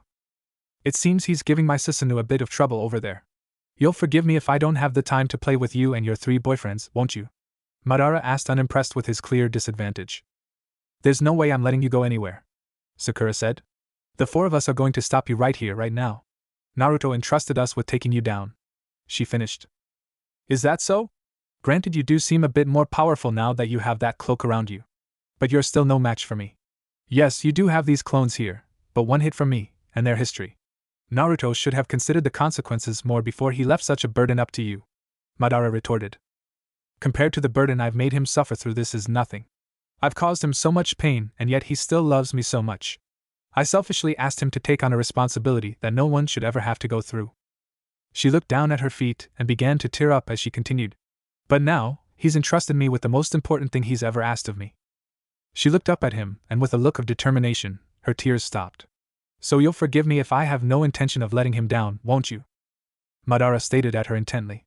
The 3 Naruto clones smiling at her for her brave and thoughtful words. Very well. If you so desire it, I will fight you, Madara said to her. In an instant, Madara was inches away from Sakura, his fist cocked back, ready to strike. He threw his fist at her, and she pivoted on her right foot and easily avoided the blow. Madara was slightly shocked but regained his composure and reset himself for another attack. This time he aimed a kick to her head. Sakura bent down to get some leverage and brought her left arm up and blocked the kick. She then tried to aim an uppercut with her free hand to his stomach, but he jumped back to dodge. He was suddenly surrounded by the 3 Naruto clones as they began to assault him with punches and kicks. Madara dodged the blows as best he could, occasionally blocking a few. Then, the 3 clones jumped away and Madara looked up to see Sakura aiming a drop kick at his head. He brought his arms up in an X formation and blocked the kick. The force of the attack caused a crater to form below Madara. Almighty push! He shouted. Sakura braced herself for the impact, and it sent her flying backwards. She did a flip in the air and landed on her feet. She looked up to see Madara charging her again, but before he could reach her, one of the Naruto clones kicked him away. He was sent flying towards another clone that kicked him straight upwards. Madara was trying to recover but was unable to as the last clone was above him with a Raisin Shuriken already fully formed in its hand. It threw the wind-style Rasengan at Madara and made a direct hit in his stomach. The jutsu expanded and then turned into a giant ball of wind chakra that kept slicing away at Madara's reanimated body. Madara fell to the ground, his body shredded in some areas. But he seemed rather calm. Not bad. This may prove a little tougher than I originally realized, he said. Madara's body began to regenerate itself rather quickly, and soon, he was up on his feet again. Man, this guy just won't stay down. No matter how much of a beating he takes. It looks like the only way to stop him is like Kakashi-sensei said. We need to take out his eyes. But how Sakura thought to herself. Now's not a good time for you to be spacing out, my dear, Madara said as he was charging towards her. Sakura snapped out of her thoughts and set herself in a defensive stance. Madara proceeded to barrage her with punches and kicks, but Sakura was just able to keep up with the attacks, dodging, blocking, or matching them. Madara then withdrew and started going through some hand signs. Fire style, Grand Fireball Jutsu, he yelled. He blew a giant fireball towards Sakura, however, she did not move from her spot. Just as the fireball was nearing her, one of the clones jumped in front of her and started to absorb the jutsu. Sakura, behind you, the clone yelled. Sakura spun around and sent a punch right into the chest of a wood clone Madara had created, shattering it to pieces. Thanks, Naruto, Sakura said in a relieved voice. TCH, how did it know? Madara asked, annoyed. He looked around and saw one of the clones was focused on him, while the other was focused on Sakura and the clone that absorbed the attack. Of course. It knew because of the Rinnegan. These clones are going to prove to be a pain. I've got to separate them somehow so I can take them out one at a time. Then I can focus all my attention on that girl. I have to admit, she's proving to be a lot harder to deal with than I thought she would. Madara contemplated. While Madara had his hands full with Sakura and Naruto's clones, the real Naruto had Susanoo on the defensive. The three summons had rejoined the battle as well, causing real problems for Susanoo. Because of their constant attacks, it didn't have enough time to recover from the damage the bomb caused it. Even with its extra arms and legs, it still wasn't enough to stand up to the onslaught. Come on, guys. We've got it on the ropes, the Chief Toad said. Susanoo tried to take a swing at Naruto, but Gamaken jumped in front of the attack and blocked it with his shield. Naruto created 4 chakra arms and grabbed all 4 of Susanoo's arms from behind Gamaken. This gave Gamabunta and Gamahiro the opportunity to attack from behind. They dashed at Susanoo, but it was able to take its 2 back legs and kick them both in the stomach and canceling their attack. However, Gamaken was able to use his Susamata and aim a direct hit at Susanoo's midsection. He didn't let up after just hitting Susanoo though. He kept pushing, trying to create a deeper wound, all the while pushing it backwards. Naruto had to extend the chakra arm's reach to be able to keep a hold of Susanoo's arms so it couldn't retaliate. Finally, Gamaken gave one last shove and pierced Susanoo's armor and dealt a serious wound to where a portion of its skeletal area was located. Susanoo knelt down, obviously feeling the pain inflicted by that attack. Okay, you've done well. I'll take it from here, Naruto said to Gamaken. Gamaken turned to Naruto and nodded in acknowledgement. Okay. I did the best I could. Although, I was very ungraceful. I hope this was enough, Gamaken replied. It was more than enough. Thank you, Naruto praised. Alright, kid. Get this over with. I'm sick of this guy, Gamabunta ordered. With pleasure, Chief, Naruto said, agreeing. Naruto began to form another tailed beast bomb, putting all the power he possibly could into it to give the finishing blow. Gamaken remained in place, waiting for Naruto to give the word. Now! Naruto shouted. Gamaken jumped away from Susanoo. It looked up and stared at Naruto and the bomb. Naruto then fired it at Susanoo's head. Naruto let go of Susanoo and jumped back as the bomb impacted with Susanoo's head and caused another powerful shockwave. It still knelt there, not moving. As the dust cleared, it revealed Susanoo's head had been completely blown off. There was nothing left of it. Finally, it slowly began to fall forward, dropping its sword in the process. It hit the ground with a huge thud, causing a small tremor. It lay there for a moment, until its physical form began to revert. First to the muscle portion, then to the skeleton portion. It then disappeared completely. Naruto breathed a sigh of relief. So glad that's finally over with, he said, relaxing. I'll say. That guy was a pain in the ass, Gamabunta added. Does this mean we're done here? Gamahiro asked. Yeah. I can take care of the rest. Thank you for your help, Naruto said to the 3 toads. No problem. Glad to help, Gamabunta said. Alright, we'll be taking our leave then. Do your best, brat. Naruto gave him a thumbs up and smiled. Without another word, the 3 toads poofed away, back to empty Maiboku.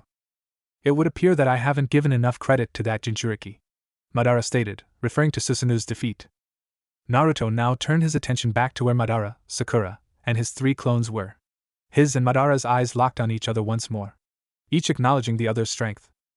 So now what? Susanoo is gone. Do you plan to fight Madara alone? Kurama asked. Naruto shook his head. No. I won't be alone. I'll have you and Sakura there to back me up. Naruto smiled at those words. Hey, you've learned a lot, Naruto. Don't worry. I'll be here the whole time, Kurama reassured him. Thanks, Kurama. I'm going to turn back to normal tailed beast mode now. We need to conserve your chakra. Plus, it would be pointless to use this form while fighting a small and fast opponent. Good call, kid. Now let's beat the crap out of this guy. I still want payback for the time he controlled me with those eyes of his, Kurama said, growling. Whoa, easy there, big guy. He'll get what's coming to him. I promise you that. I'm holding you to that. Alright, let's go. Naruto began to descend to the ground as the 9 Tails replica began to disappear. He touched down and began walking to the site of the battle, not once breaking eye contact with Madara. Sakura watched Naruto with much anticipation. The air became thick and Sakura was slightly intimidated by how strong he was. But at the same time, she felt safe being with him. After being his teammate for so long, she's built a sense of security while being with him. Naruto, you really are incredible, she thought. Naruto stopped walking as he had reached the battlefield. The staring contest continuing. Naruto then spoke. We don't have to do this, Madara. There's no point in fighting anymore. Your plan failed the moment the Jubi sided with me. Obito is dead and Kabuto had been stopped. So why do you still want to keep fighting? Naruto asked. Naruto! What the hell are you doing? You said he would get what's coming to him. Besides, reasoning with this madman will never work. Kurama roared at Naruto.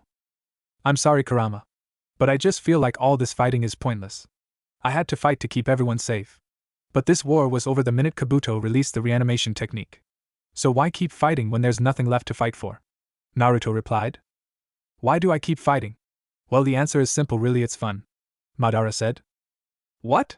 It's fun? Is that really the only reason? Naruto yelled. Ninja are born to fight, boy. That is the nature of our purpose.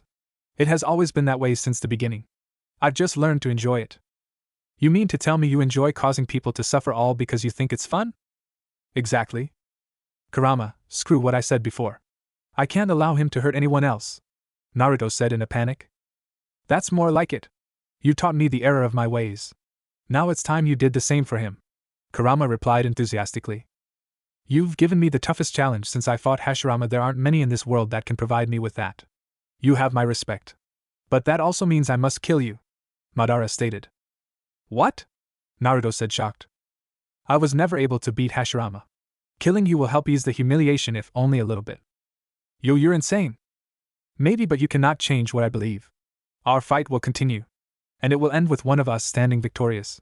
If you really wish to save everyone, I suggest you come at me with everything you've got. Madara started to perform a set of hand signs. Naruto didn't recognize this combination, so he knew he had to be on his guard. Wood-style secret technique, nativity of a world of trees, Madara shouted. Before Naruto could react, trees began to rapidly sprout from the ground and condense around the area. He, Sakura, and all three of the clones had been separated as the trees grew into a miniature forest. Shit! He separated us so we wouldn't be able to use our combined eyesight to predict his attacks. And to top it off, Sakura's alone as well. Naruto thought to himself, panicking. Calm down, Naruto. You can cut the trees down with your Raisin Shuriken. Once the other clones see what you're trying to do, they'll do the same. Just make sure you watch yourself create the technique, and they'll be able to see it, Kurama said, trying to get Naruto to relax. You're right. Thanks, Kurama. I needed that. Okay, here goes. Naruto focused on his hand and began to form the Raisin Shuriken. As he was doing so, the clones caught the image and knew what the real Naruto meant to do. Each clone began to create their own Raisin Shuriken. When each was complete, they simultaneously threw their attack at different sections of the forest, cutting down as many trees as possible. Once most of the trees had been cut down, Madara could be seen in a clearing near the middle of the forest. Each of the Narutos began closing in, preparing to strike. But when the real Naruto got closer, he stopped dead in his tracks. His eyes wide and his mouth hanging open. Tears started to flow down them as he witnessed the scene in front of him. One of Madara's arms was in the form of a wooden spear, and at the end of it was Sakura, impaled in the chest. Her expression was that of shock. She was gasping and gauging, and Madara stood there with his usual expressionless look. Naruto dropped to his knees, unable to process what he was staring at. He thought he had to be in some horrible genjutsu set up by Madara. Madara turned his head to face him. A small smile could be seen on his face. Naruto! Get a hold of yourself! Don't be fooled! Look closer at Sakura! Kurama yelled. Naruto followed Kurama's advice and looked at Sakura. Then he noticed it. He was taken aback at what he saw. With his Byakugan powers, he could see that her chakra system was different and could also make out an explosive tag under her shirt. A substitution? He thought to himself. Bingo! Naruto then saw the explosive tag activate. The Sakura look-alike then transformed into a log and the explosive was about to blow. Madara didn't seem worried and casually chucked the log to the side. Before it exploded, the real Sakura jumped out from where she was hiding. Madara apparently knew where she was and used the log to lure her out. The tag finally exploded and the aftermath hit Sakura, but only slightly. She had to cover her eyes from any debris that might fly her way. Madara took this opportunity to strike. He jumped to where she was and attempted to impale her with his spear. One of the Naruto clones jumped in front of the attack and took the hit, giving Sakura enough time to escape. The clone poofed away after being hit.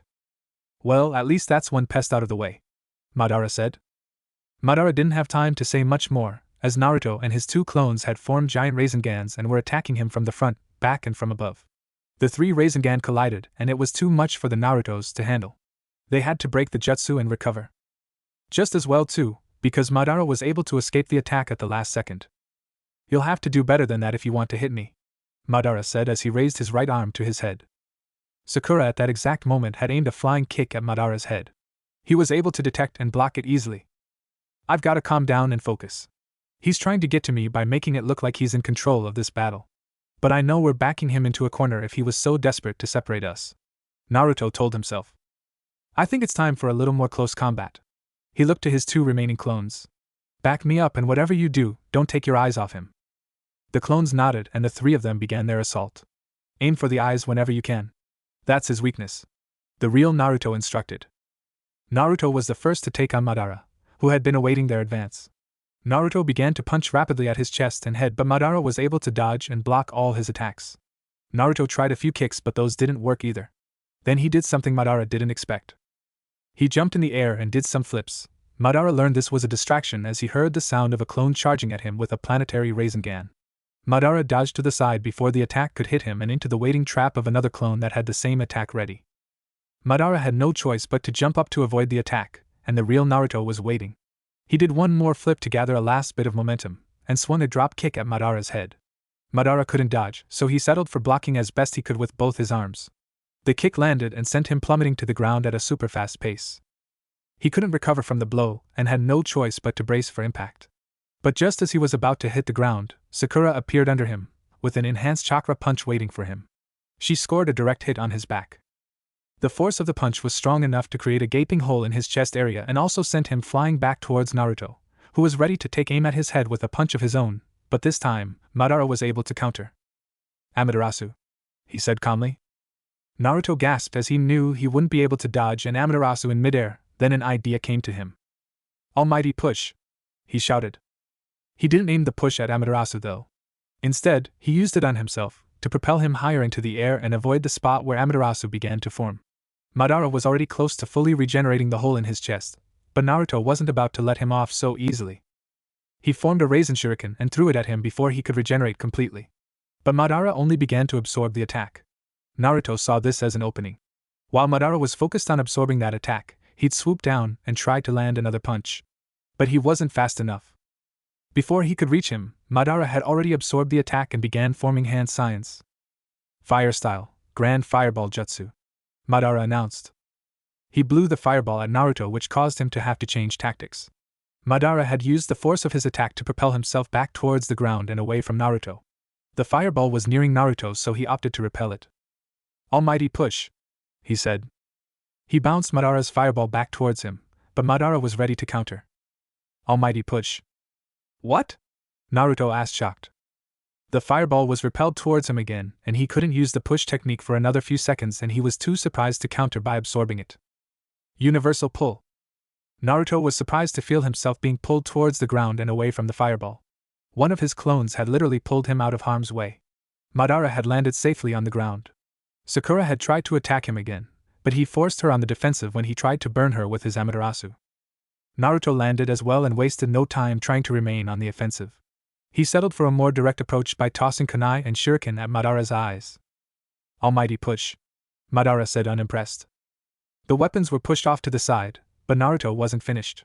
He jumped up to reveal one of his clones running behind him, and tossed a few kunai and shuriken of his own. Madara couldn't use the same technique again for a few more seconds, so he had to dodge them. He jumped to the side of the weapons, but the next thing that happened surprised him.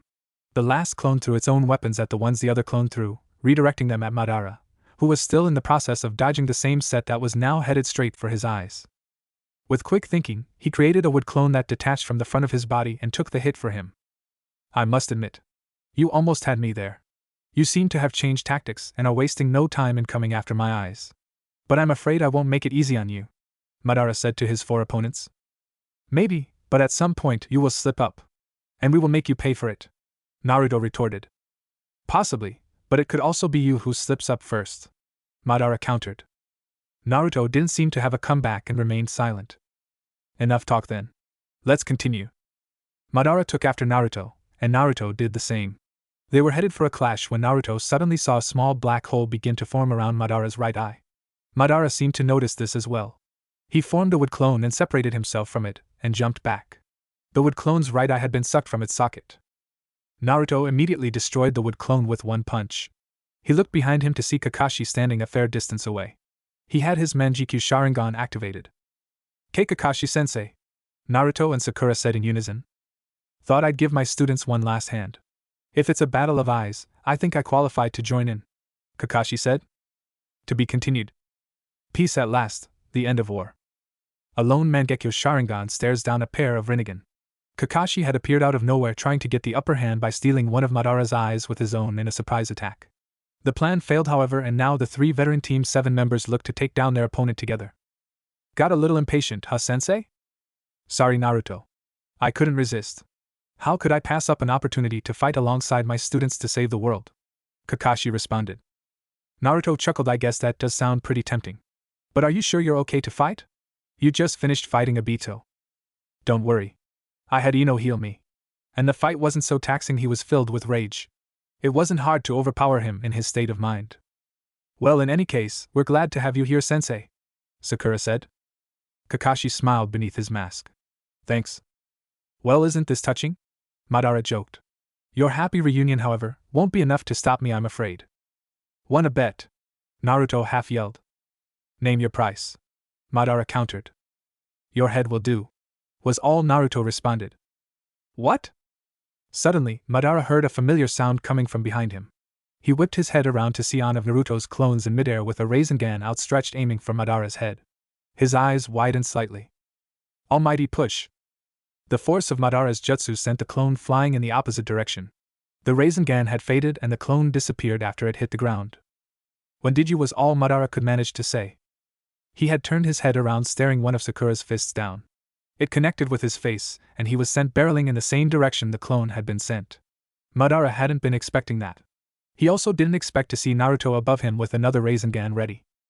Damn! Not enough time. Naruto landed a direct hit in Madara's stomach, causing him to crash hard to the ground. He was momentarily stunned. Bits of Madara's stomach began regenerating. Kakashi-sensei! Sakura yelled. Already on it.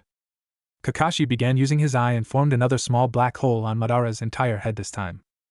I wouldn't do that, Madara said. What? Was Kakashi's response. Madara punched Naruto in the stomach from the ground as his stomach finished healing and grabbed him, moving out of the way and holding Naruto in front of the jutsu instead. Kakashi gasped. Shit! He immediately cancelled the attack, causing Madara to smirk. He punched Naruto again and then kicked him to the side. Naruto recovered quickly by doing a backflip and slid backwards a few feet until he regrouped with his team. Sorry, Naruto. Kakashi apologized. No worries. I'm fine. That's good. But what do we do about him? No matter what we do, he has a counter for everything. The only way this will work is if we get him to stop moving long enough for Kakashi-sensei's jutsu to work, Sakura explained.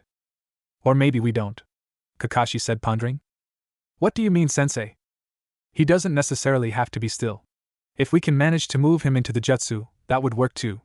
I would place my jutsu on a certain space, and all you two would need to do is force him into that spot and I can get him. Sounds like a good plan. How long will you need? Naruto asked. I'll need to cast it right before he gets there so he doesn't catch on right away. But it will take about 15 seconds for me to activate it completely. We're going to use this spot as the spot I'll activate it.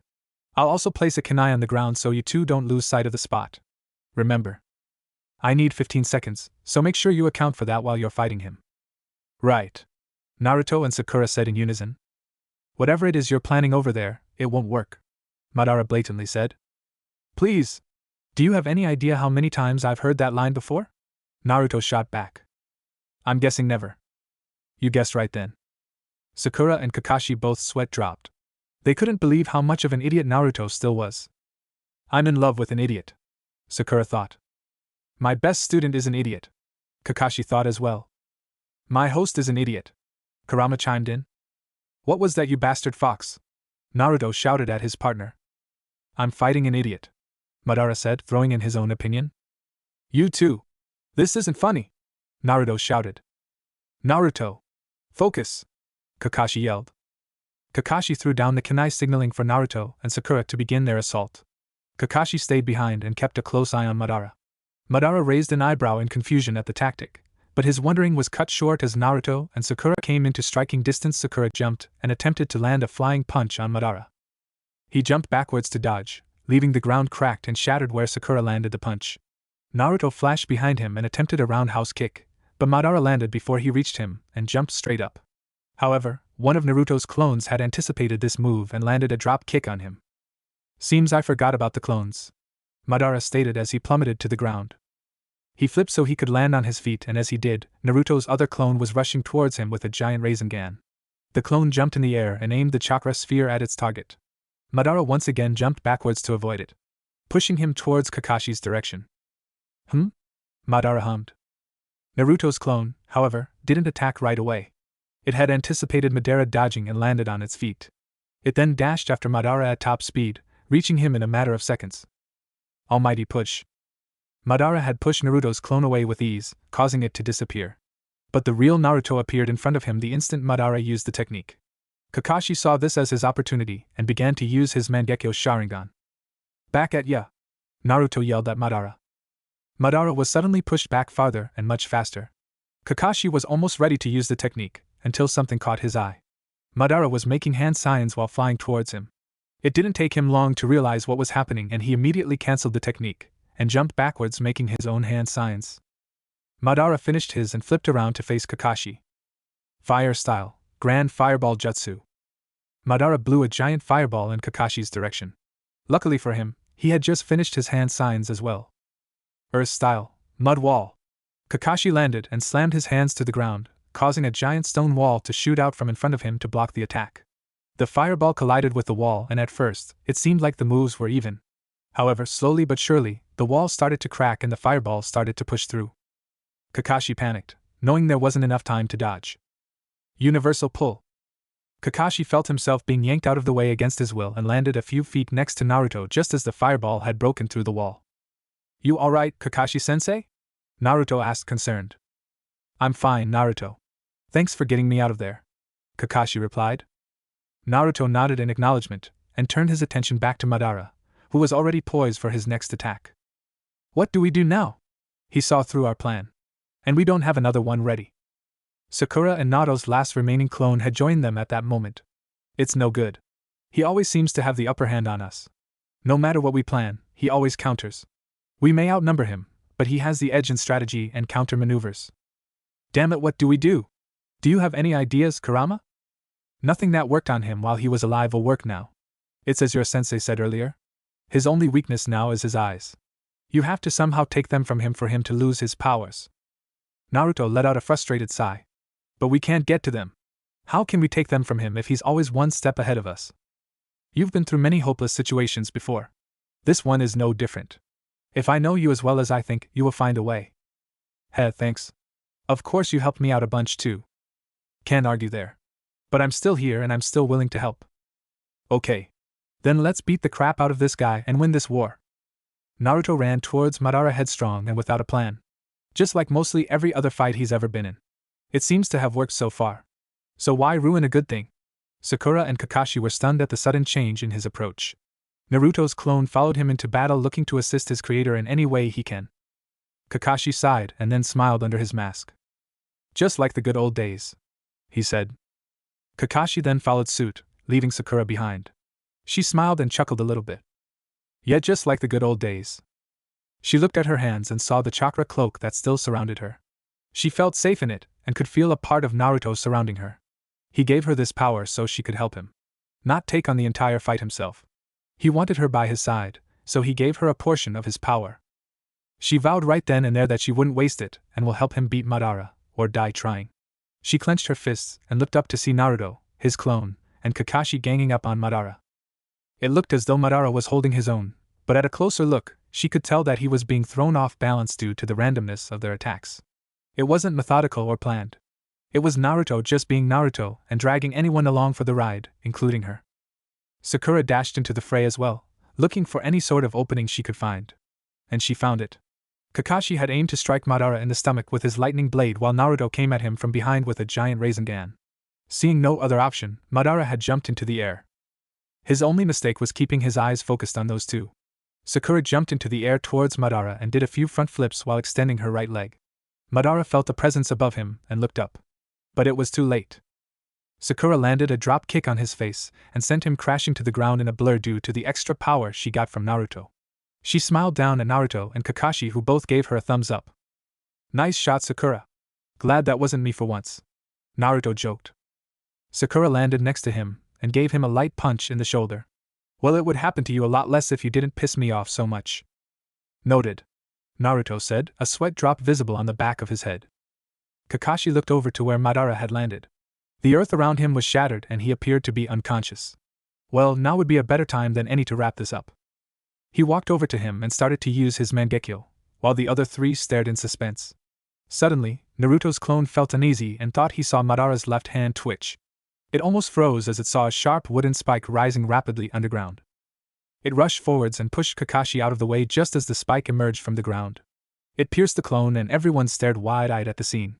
The clone went limp and then disappeared in a puff of smoke. The spike retreated slowly back into the ground and Madara stood up. How disappointing. If it weren't for your clone's keen eyes, your precious teacher would have been the one impaled. He looked over at Sakura. That's quite the kick you've got there. If I were actually alive, I'd say that would have done a lot of damage. If not, killed me. All three of them stared at Madara in disbelief. Sakura put everything she had into that kick. And with the extra boost to her strength thanks to her chakra cloak, she couldn't comprehend that her attack did next to nothing. Was this what it was like to have an immortal body? No pain? No exhaustion? Unlimited chakra? How do they stop the unstoppable? If you don't mind, I'd like to take my turn now, Madara said nonchalantly. He disappeared from their view for a split second, but Naruto was able to follow his movements. Although, he wasn't fast enough to counterattack as Madara appeared in front of Sakura and landed an uppercut to her stomach, lifting her slightly into the air. Sakura bent forward and coughed up some saliva from the force of the blow. Madara followed up his punch by jumping to the height Sakura was hovering and landed a spinning roundhouse kick to her side, sending her flying away. Kakashi, enraged at seeing his precious student being handled like a rag doll, formed another lightning blade and jumped at Madara. He simply stepped to the side as Kakashi came barreling down, thrusting his hand into the ground. Madara bent over and placed his hands on the ground, causing a giant tree root to sprout from the ground and wrap itself around Kakashi's midsection. It lifted him off the ground, freeing his hand from the hole it was in, and began to crush him. Kakashi tried to stifle a painful scream as he could feel his ribs cracking. "Let him go, you bastard!" Naruto shouted. He formed a mini raisin shuriken and threw it at the root, slicing it in half and freeing Kakashi. "Thanks, Naruto." "No problem. Go check on Sakura and see if she's alright. Have her heal you if need be. I'll hold Madara off till you get back." "Got it." Kakashi made a break for where Sakura had flown off to, but Madara appeared in front of him, blocking his path. "Going somewhere?" "As a matter of fact, yes." Madara raised an eyebrow at his confidence. Kakashi then ducked, revealing Naruto inches away from him with a planetary Rasengan. It connected with his chest and started ripping away at it. "Ha-yeah!" Naruto yelled as he pushed his attack further into Madara's chest. Just as he was about to reach the maximum length his arm could stretch, Naruto shot an extra chakra arm from his hand and sent Madara straight up into the air, only to have it make a U-turn and slam him into the ground. "Go now before he recovers again." Kakashi obliged and ran towards Sakura, who was just getting up from the attack. Once Naruto saw Kakashi safely made it to Sakura, he turned his attention back to Madara, though he had been keeping an eye on him with his Byakugan powers just in case. Sure enough, Madara was close to finishing his regeneration and slowly staggered to his feet. He brushed himself off and spoke. "Don't you have any other moves besides that boring blue ball? Even with different variations, it gets old really fast," he quipped. Naruto's eyes became completely white and his mouth turned square. "Shut up. If it's so boring, then why do you keep getting hit by it?" he countered, pointing accusingly at him. Madara didn't seem to have a rebuttal at first, until he began to chuckle. Naruto's features returned to normal and he tilted his head to the side in confusion. "What's so funny? It just amuses me how similar you are to the first Hokage. He was always so quick to get offended. Except in his case, he would always get depressed." Naruto relaxed a bit and straightened up. Madara continued. "There's never been anybody besides him who could match me in combat. Yet here you are, keeping up with me blow for blow. Throughout this entire battle, I've been having flashbacks to all the times I fought him. I don't think I've ever felt this alive since I was alive." He chuckled a bit more. "Tell me, Naruto. Why is it you fight? What is it you strive for?" Naruto stared at him for a moment, remaining silent. He stared into Madara's Rinnegan eyes, searching for a motive or evil intention behind these questions. Yet he could detect nothing hostile. He decided to answer him. "I fight to protect all these people. To protect the future of this, and the next generation. But mostly my home. The Hidden Leaf Village. I plan on becoming Hokage someday. The best there ever was. Not too long ago, I was training to become a master of the Toad Sage art, so I could become stronger and protect myself, my friends, and the village from the Akastuk. While I was away, my home was destroyed by them. Now that I'm stronger, I won't ever let that happen again. I know you tried to destroy it yourself, but I won't let you touch it. If you even try and hurt the village, I won't hesitate to strike you down. That last part got Madara's attention. That's a promise. And I never go back on my word. He pointed his thumb at his chest. That's my ninja way. He finished. Madara stared at Naruto, studying him intensely. He lowered his head and then he smiled. But it wasn't an evil smile. It was more of a sad smile. You know, Hashirama said something similar to me when he stabbed me in the back during our last fight. He said he wouldn't hesitate to strike anyone down who threatened the harmony he helped create in the Leaf Village. You may be from a distant generation, but he definitely passed on his ideals before he died, for them to be so strong in you even now. It would seem that I was wrong about his ideals. I thought they would only lead him down a dark path and to his demise. But you've proved me wrong. Naruto didn't understand what was happening. Why was Madara suddenly so interested in the similarities between him and the first? 1 minute, they're fighting to the death, and the next, Madara is reminiscing about the old days. What caused this sudden change? Madara looked up once more. But his eyes had changed. They still held the same Rinnegan, but Naruto could feel there was something different about them. A new kind of resolve, maybe? Come at me with everything you have. Don't hold anything back. I want to see if you truly have inherited his will. Show me the strength your ideals give you. If you truly want to protect these people, and your home our home, then prove to me you are worthy to be compared to my greatest rival and to wield those eyes you possess. Naruto was stunned to say the least. Madara's demeanor had completely changed. What used to be hatred and rage had now turned into a burning desire to face a worthy opponent after so long. Naruto couldn't help but simile a little. At that moment, Sakura and Kakashi had rejoined Naruto. Naruto, what are you doing? Why aren't you attacking? Sakura asked. Come on, Naruto. Let's go. We can still beat him, Kakashi said, taking on a battle stance. Thank you guys, but I'm going to fight him alone from here on out. Kakashi and Sakura both looked at him in shock. What are you talking about? We have a better shot at winning if all three of us work together, Sakura protested. She's right, Naruto. What's gotten into you? Kakashi asked. It's hard to explain, but I think there's something different about him now. I don't sense any hatred coming from him. It's like he's changed. And he wants to fight me one-on-one to determine if I'm worthy of being compared to the first Hokage. Sakura and Kakashi stayed quiet for a moment.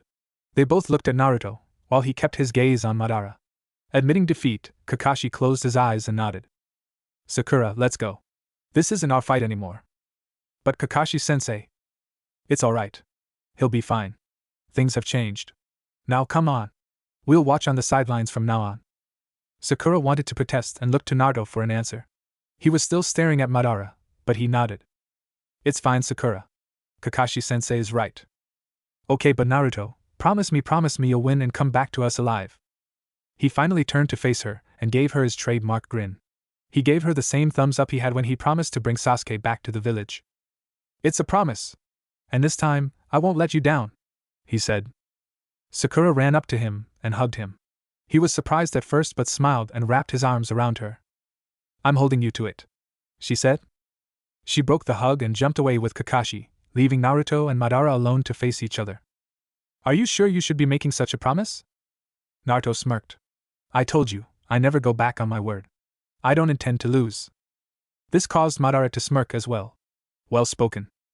They dashed toward each other at the same time, each electing to punch. They both brought their fists back to strike, but as they followed through, they both used their free hand to catch the other's attack. They struggled a bit to overpower the other, but neither was giving any leverage, so they broke off. Madara began flying through hand signs. Much to his surprise, Naruto was doing the same exact signs. They both ended the signs at the same time.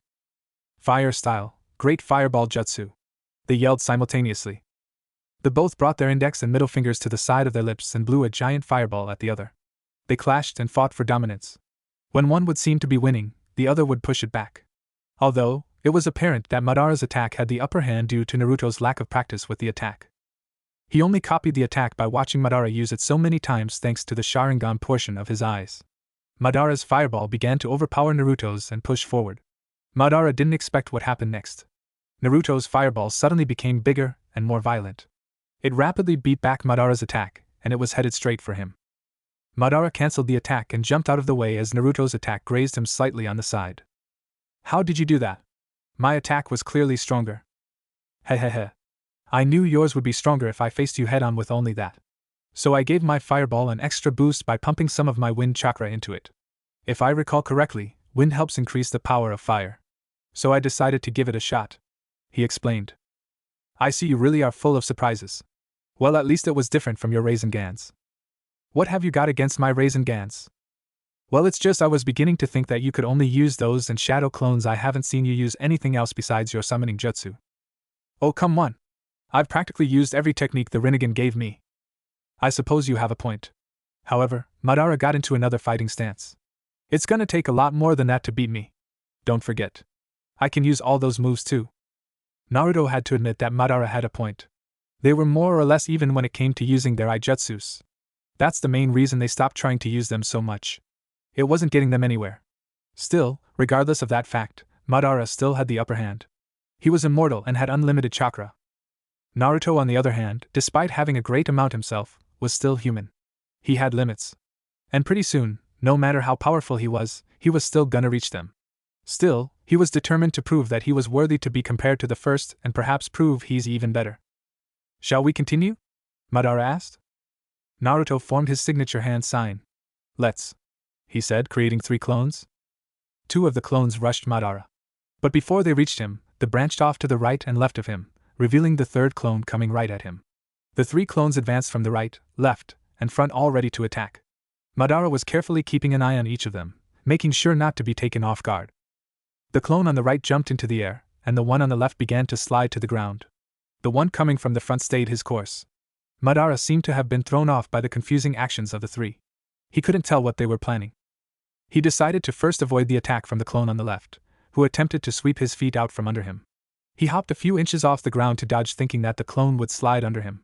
But he was surprised when the clone dug a kunai into the ground right from under him and kicked upward. It landed a blow to his stomach, sending him higher into the air. "And the clone said. The clone that was attacking from the front jumped up to Madara and uppercut him in the chin, sending him even higher. Are you the second clone said? The last clone waited for Madara to become level with him and did a back flip kick to his stomach when he reached it, sending him even higher. Tio, the 3rd clone said. Madara was able to open his eyes finally to see the real Naruto waiting above him, leg raised in the air. Naruto brought down his leg with full force, his heel smashing Madara in the face, sending him plummeting and crashing into the ground. Uzumaki Barrage! The real Naruto shouted. I haven't used that attack in a long time. I'm surprised it worked. He thought to himself. Madara must have felt that attack because he struggled to get back to his feet. He staggered out of the crater he left from his impact and waited for the real Naruto to land with the rest of his clones. That was some combo attack. I'm impressed. Bonus points for the name. Why do I get the feeling you're mocking me about the name? Madara said nothing, giving Naruto his answer. Madara proceeded to form new hand sings that Naruto hadn't seen him use yet. Madara finished his seals and stated, Fire Style, Dragon Flame Release Song Technique. He took in a deep breath and shot out 4 fireballs. Naruto seemed familiar with the type of attack, remembering how Sasuke used a similar technique, the Phoenix Flower Jutsu. However, he was shocked to see that the fireballs turned into dragon heads and were headed right for him and his clones. They each dodged in a different direction as all 4 dragon heads missed their targets. Their relief suddenly turned to fear as the fireballs made a complete turnaround and were, once again, chasing them down. Madara was able to control these fireballs even after they were released. The 4 began taking immediate evasive action, jumping and weaving out of the way of the attacks. They were all doing fine until an unfortunate run-in occurred between 2 clones. They weren't looking where they were going and ran into each other. 2 of the flames caught them and they disappeared. Crap! I better watch my step, Naruto said out loud to himself. Naruto and his remaining clone were doing better than the other 2 clones, although they couldn't shake their new friends. Then the real Naruto got an idea. He quickly changed course and ran toward his clone. When he reached it, he grabbed its collar and jumped into the air with it, causing the 2 fireballs to collide with one another. Naruto wiped his forehead with his sleeve and sighed in relief. He and his clone dropped back down to the ground and faced Madara once more. Very quick thinking. Too bad your other clones weren't as smart as you. Naruto scoffed and began going through hand signs. Madara observed the signs and recognized them right away. Naruto had copied another one of his techniques. Fire Style, Great Fire Annihilation. Naruto took as deep a breath as he could manage and then blew a giant wall of fire from his mouth headed right for the Uchiha. It was too wide for him to be able to dodge to either side of him, and he would be wide open for an attack if he tried to absorb a jutsu that large. So he elected to jump. He was just about over the wall when Naruto's clone began to form wind chakra within him. He blew out the wind chakra from his mouth and aimed it at the stream of fire coming from the real Naruto's mouth, while the real one added some of his own chakra, doubling the effect. The wall rose sharply over Madara, who had no chance of dodging anymore. The fire started flailing around wildly, and he was hit with the attack head-on and was surrounded in the flames. Naruto halted the attack and was breathing heavily. All these attacks were starting to take their toll on his chakra. Naruto, I know you're strong, but even you have limits. You can't keep this up forever. Kurama spoke. I know.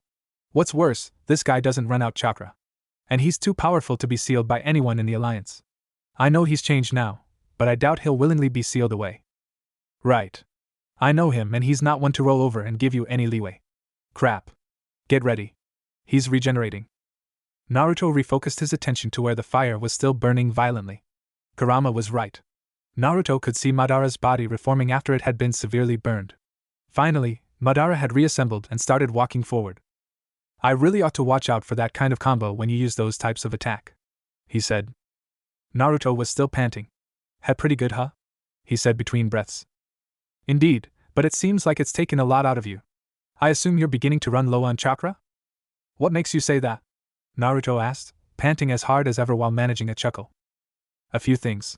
But I'm slightly disappointed, he admitted. Naruto looked confused. Did he do something wrong? You are strong, and there are plenty of similarities between you and Hashirama.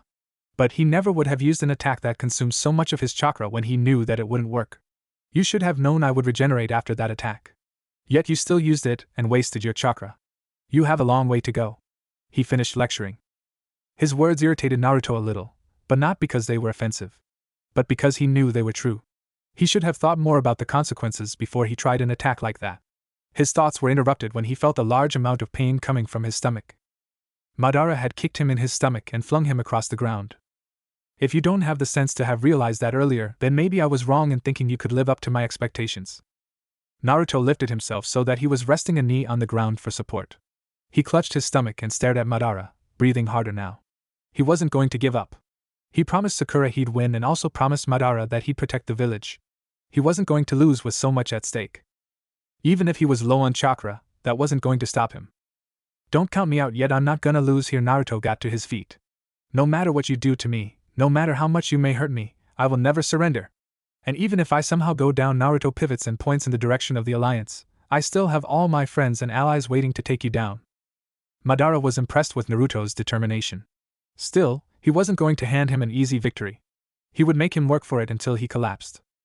Well then, show me the extent of your determination. Madara prepared himself. If you're going to be the next Hokage, then prove to me you have what it takes to succeed your predecessors. I gotta save what chakra I have left. For now, it'll have to be a strict taijutsu battle. A voice came from behind Madara.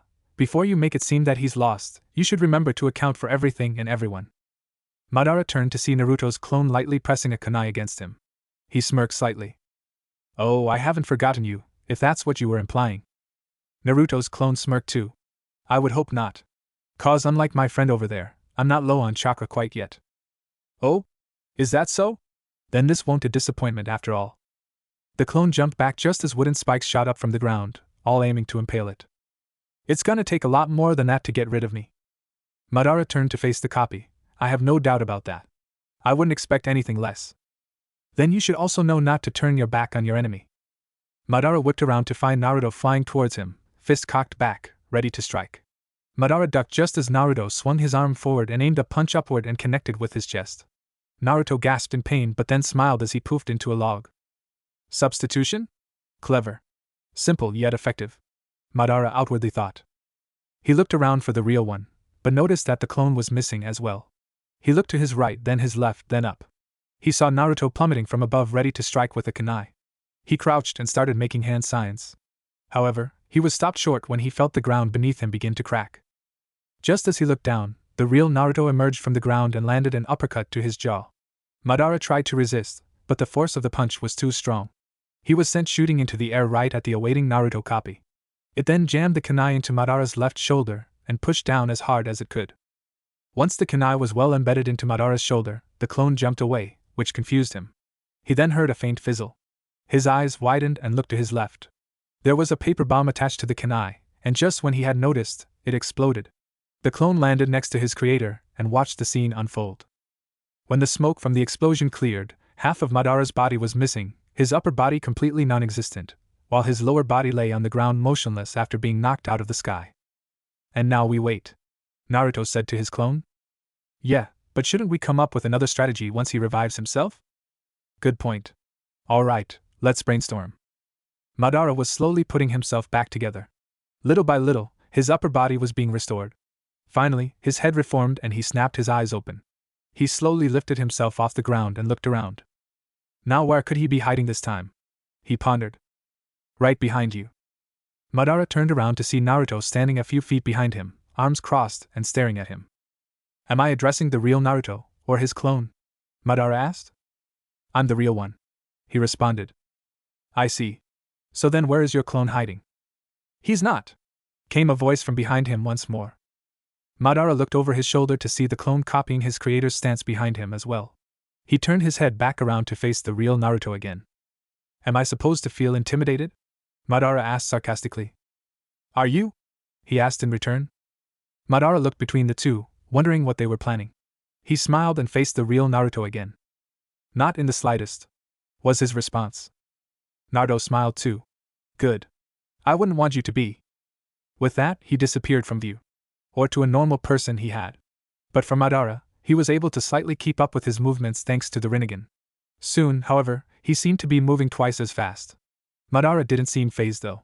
He assumed that the clone had joined in on the rush, making it seem like Naruto was moving faster. He watched them for a few seconds, trying to distinguish a pattern in their movements so he could counter. He had almost given up when he noticed that every 3 seconds there was a spot where the two overlapped with each other. He waited for it to happen again, and then he sprinted in the direction of where the overlap occurred.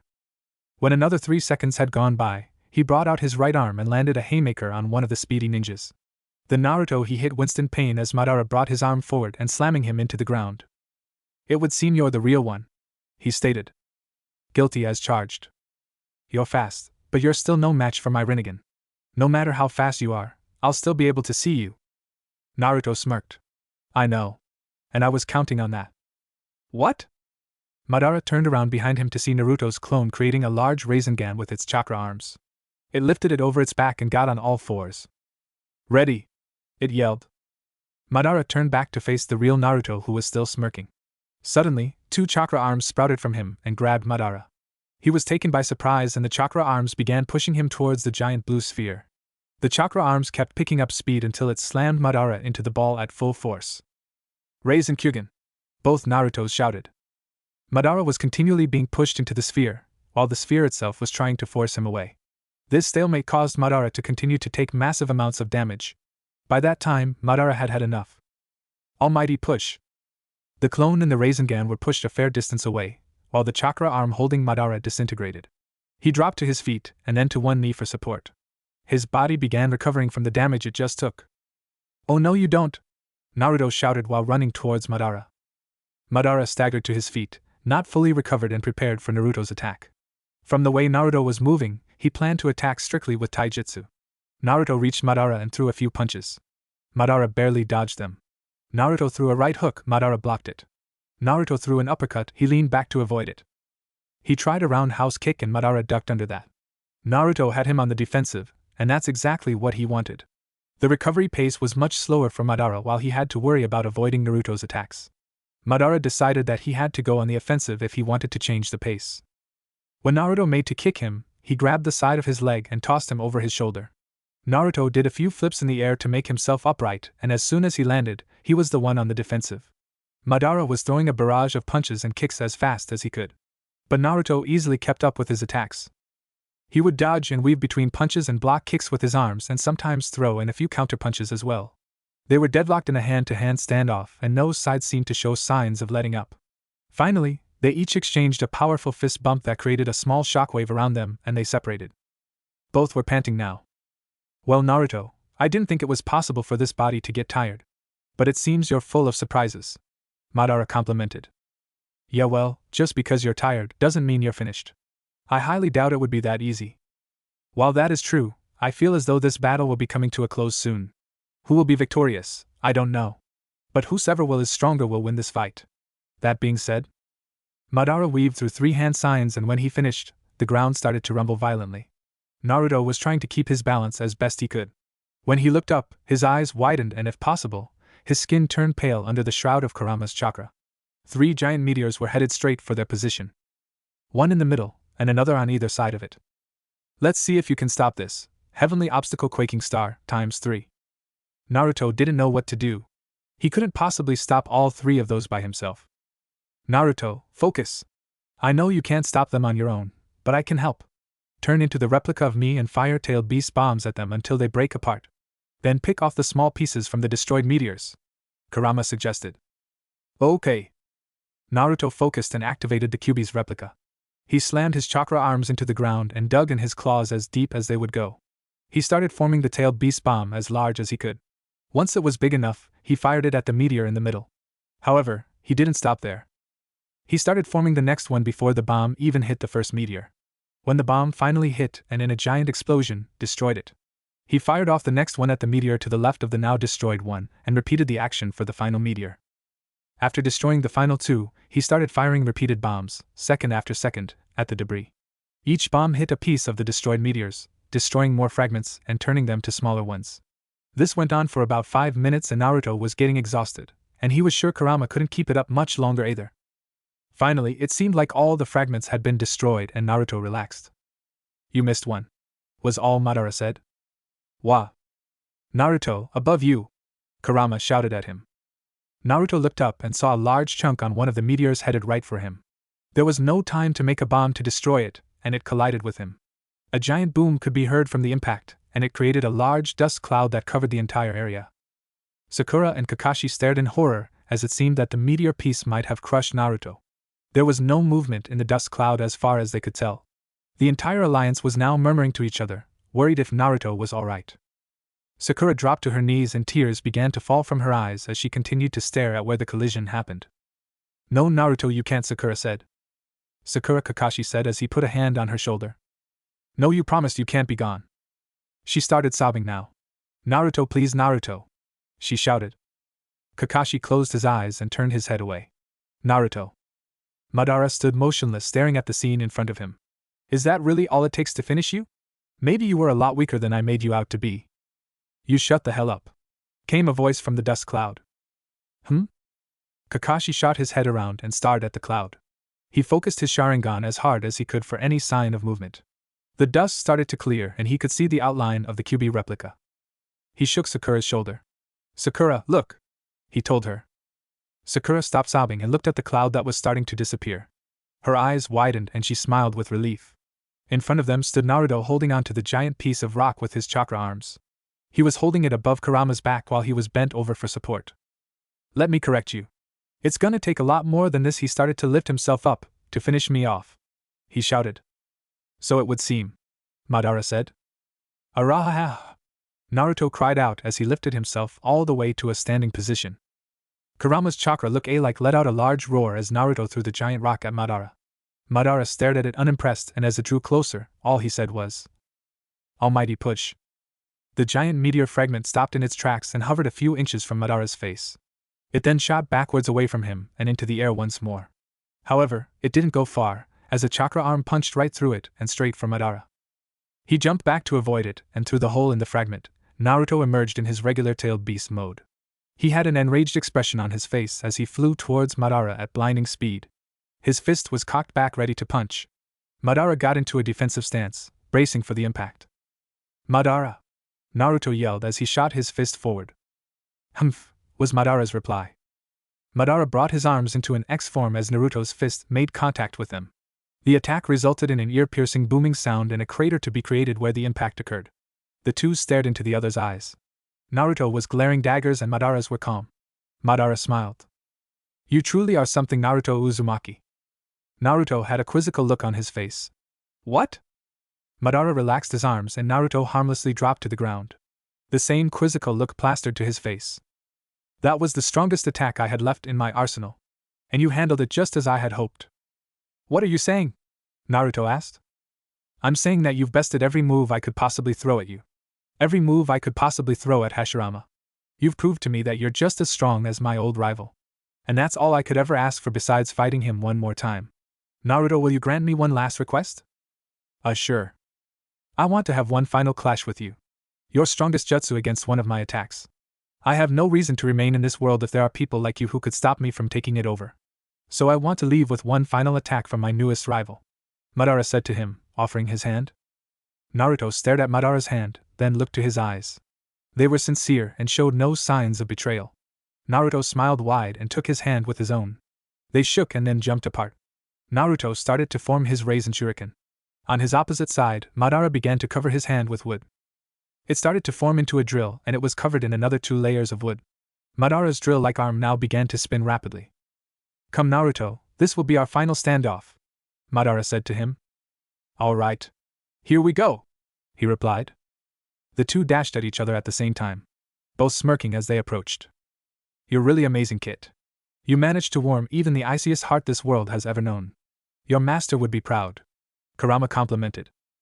Thanks, Kurama. I bet he would be too, Naruto said back. Naruto brought his attack forward just as Madara did. The two attacks collided, causing a large shockwave. The sound of the drilling could be heard battling the rapid spinning whirl of Naruto's Raisin Shuriken. Both sides didn't show any sign of letting up as they fought for leverage over the other. Madara's face sported a look of shock, but he tilted his head down and smiled again. Thank you, Naruto, he said in his mind as he closed his eyes. Just then, the Raisin Shuriken began to start cutting away at the wooden drill. Slowly at first, but gradually pushing farther. It started to tear through Madara's arm, then to his chest, and soon, the rest of his body began to disintegrate. Naruto jumped back as his attack went into its final stage. The Raisin Shuriken then exploded into a giant ball of wind chakra as it tore through whatever was left of Madara and the ground around him. Naruto watched with a sad smile as the attack finally died down and eventually disappeared. There was nothing left where Madara stood but a hole in the ground. He didn't start to regenerate, which meant that it was finally over. I did it. Naruto looked to the sky. It's over. I'm so close to realizing your dream, Pervy Sage. There's just one more thing I have to do. To be continued.